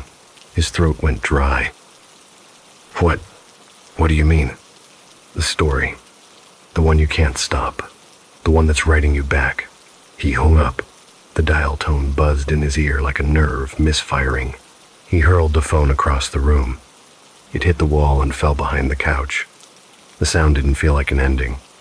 It felt like punctuation, an unfinished sentence, waiting for what came next. He pressed his palms to his face. I'm losing my mind. But another voice inside him whispered, or you finally found it. He didn't know which was worse. He went to the bathroom to splash water on his face. The faucet hissed weakly, as if struggling to work. When he looked up, the mirror was fogged, completely opaque, except for one spot near the center where a message had been traced by an invisible hand. Look behind you. He didn't. Not right away. He stared at the words until his breath caught, until condensation from his own exhale began to erase them. When they were almost gone, he turned around. No one there. Only the faint reflection of movement, his own, delayed by half a heartbeat. That was when his legs gave out. He fell to the tile floor, the world spinning. His vision flickered, reality shifting between waking and dreaming. He tried to crawl, but his body refused. His muscles tensed and locked. His arms pressed against the cold floor as if held down by invisible hands. His mind screamed, not now. Not again, but the paralysis had already set in. From the corner of his eye, the mirror rippled. The reflection began to move on its own, slowly bending down, its eyes level with his. You shouldn't fight it anymore, it said, no sound. Only the words forming silently on its lips. He wanted to close his eyes, but he couldn't. The reflection's mouth twitched, curling into something like pity. You wrote your own prison. Now sleep inside it. The world dimmed. The bathroom light buzzed faintly. His heartbeat thundered inside his skull, then slowed. The air thickened with the same dense hum that filled every paralysis episode. And then, for a moment that stretched into eternity, he saw everything clearly. The apartment, the bed, the desk, his body lying motionless on the floor, and standing over it himself. But the thing above him wasn't exactly him. Its proportions were wrong, stretched. Its eyes glowed faintly red, not like fire, but like veins illuminated from within. It reached down and touched his chest. The paralysis broke. He gasped, his lungs burning. He scrambled backward, hitting the tub, heart thundering. The mirror was clear again, no fog, no writing, no figure. Just him, shaking, half collapsed. He didn't know how long he sat there. When he finally rose, his reflection moved perfectly with him again. But there was one small detail he couldn't ignore. In the mirror, his pupils were dilated to black, swallowing almost the entire iris. He whispered to himself, "It's just adrenaline." But the reflection whispered something different. It moved its lips out of sync this time. "I told you I was real." He smashed the mirror with his fist. Glass shattered and fell in slow motion, scattering into 100 tiny reflections, each one showing a fragment of his face, a flicker of movement, a pair of red eyes blinking among the shards. He stumbled out of the bathroom, blood trickling down his knuckles. His breathing came fast, uneven. He needed to get out. He grabbed his keys and opened the apartment door. A rush of stale hallway air greeted him. But when he tried to step out, something stopped him. A presence, invisible but heavy, like a hand on his shoulder. And then, from deep inside the apartment, his laptop chimed. The sound of a document saving itself. He turned. The screen glowed across the dark room, a single line appearing on it. "The sleeper wakes." He dropped the keys. The door slammed shut behind him, and for the first time Adrian understood. This wasn't about dreams or sleep paralysis anymore. It was about authorship. He wasn't the writer of this story. He was the story. Adrian had always thought that fear was something you could describe, a feeling, a shadow, a cinematic device. He'd written about fear 100 times. Fear in a haunted house, fear in a mirror, fear that crawled from the edge of sleep. But that night, fear became something heavier, thicker, something that sat inside his chest and refused to leave. The script on his desk was finished. The last line read, "The figure bends closer, whispering the words, 'You'll never forget.'" He didn't remember writing it, but his name, A. Hale, sat clearly at the top of the final page. It was past 3 in the morning. His computer fan hummed, slow and rhythmic, like a breath. The air felt dense, unmoving. He tried to stand, to stretch his back, but his legs didn't respond. The exhaustion was too deep now, a familiar creeping paralysis starting from the toes upward. He told himself it was just fatigue, just another small episode. He leaned back in the chair. The ceiling light flickered once, twice, then held steady. And then it began again, a pressure at his chest, a cold numbness spreading through his body like frost. His eyelids fluttered but would not close. He tried to move his hand toward the lamp switch. Nothing. He was trapped again, between waking and dreaming, between the body and the mind. He could feel the air shift beside him. Something heavy, something aware. The wooden floor creaked softly.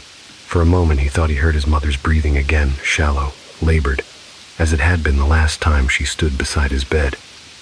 But then came another sound, the scraping of fingernails on the floorboards, the same rhythm he had written into his story weeks ago. Adrian tried to tell himself it wasn't real, that the cataleptic mind creates vivid images, hallucinations fed by panic. He'd studied this, written it down. He knew the science. But knowing didn't help when the shape moved.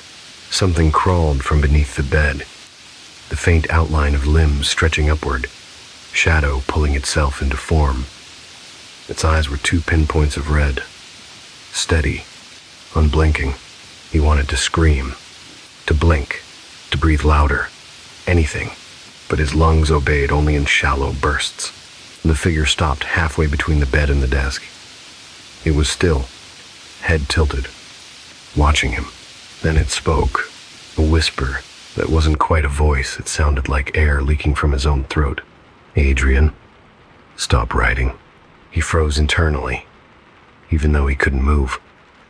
The voice continued, trembling, as if it were being pulled from deep inside his own chest. You've written enough. You know how it ends. His eyes darted toward the computer screen. The cursor blinked on an empty line beneath his last sentence. Slowly, new letters began to appear. Not typed, formed. I told you not to look. Adrian's heart thudded once, painfully. He could feel the blood rush behind his ears. The paralysis tightened, pressing him into the chair. The figure stepped closer now, its shadow merging with his own. He could see the faint outline of a face, but it wasn't his mother's this time. It was his. The same eyes, the same faint scar on the chin. But the expression was wrong, cold, detached, almost satisfied. Do you understand now? The shadow said, in perfect sync with his lips. I'm the one who keeps you awake. I'm the one who makes you see. Well, He felt something snap inside a flood of memory. Sleepless nights blending into hallucinations, his mother's warnings, the sound of his own voice whispering lines into a recorder. He hadn't written about the darkness. He had written with it. It wasn't haunting him. It was helping him finish. The truth hit like a blow. Every time he lost control of his body, every paralysis was the moment the other half took over the side that wrote without fear, without doubt, without mercy. The shadow leaned closer, its face inches from his own. You made me real. The screen went black. The only light came from the faint reflection on the window behind him where he could see himself, frozen in place, and something behind his reflection smiling back. He tried one last time to scream, to force air out, to break free from the grip of that unseen weight, and then, suddenly, it lifted. The paralysis ended. His fingers twitched. His chest rose. The room was silent again. No shadow. No whisper. Just him, alone with the dull hum of the refrigerator from the kitchen. He stood slowly, shaky, drenched in cold sweat. The relief was immense, almost euphoric. He wanted to laugh, to collapse, to breathe. Then he saw the printer light blink. One sheet began to feed out, line by line. He stepped closer, confusion replacing relief. The printer hadn't been on. He hadn't sent anything to print. When it finished, he took the paper with trembling hands. It was the same line he had seen before, but now it was centered, larger, darker, as if printed by an unseen hand. You've written enough. Sleep now. Beneath it in faint ink, Adrian Hale, the screenwriter's torment. Final draft. He dropped the page, and from the bedroom behind him came the sound of something heavy shifting beneath the bed. A long exhale, then silence. The next morning, the neighbors reported hearing a thud at dawn, like someone falling from a chair.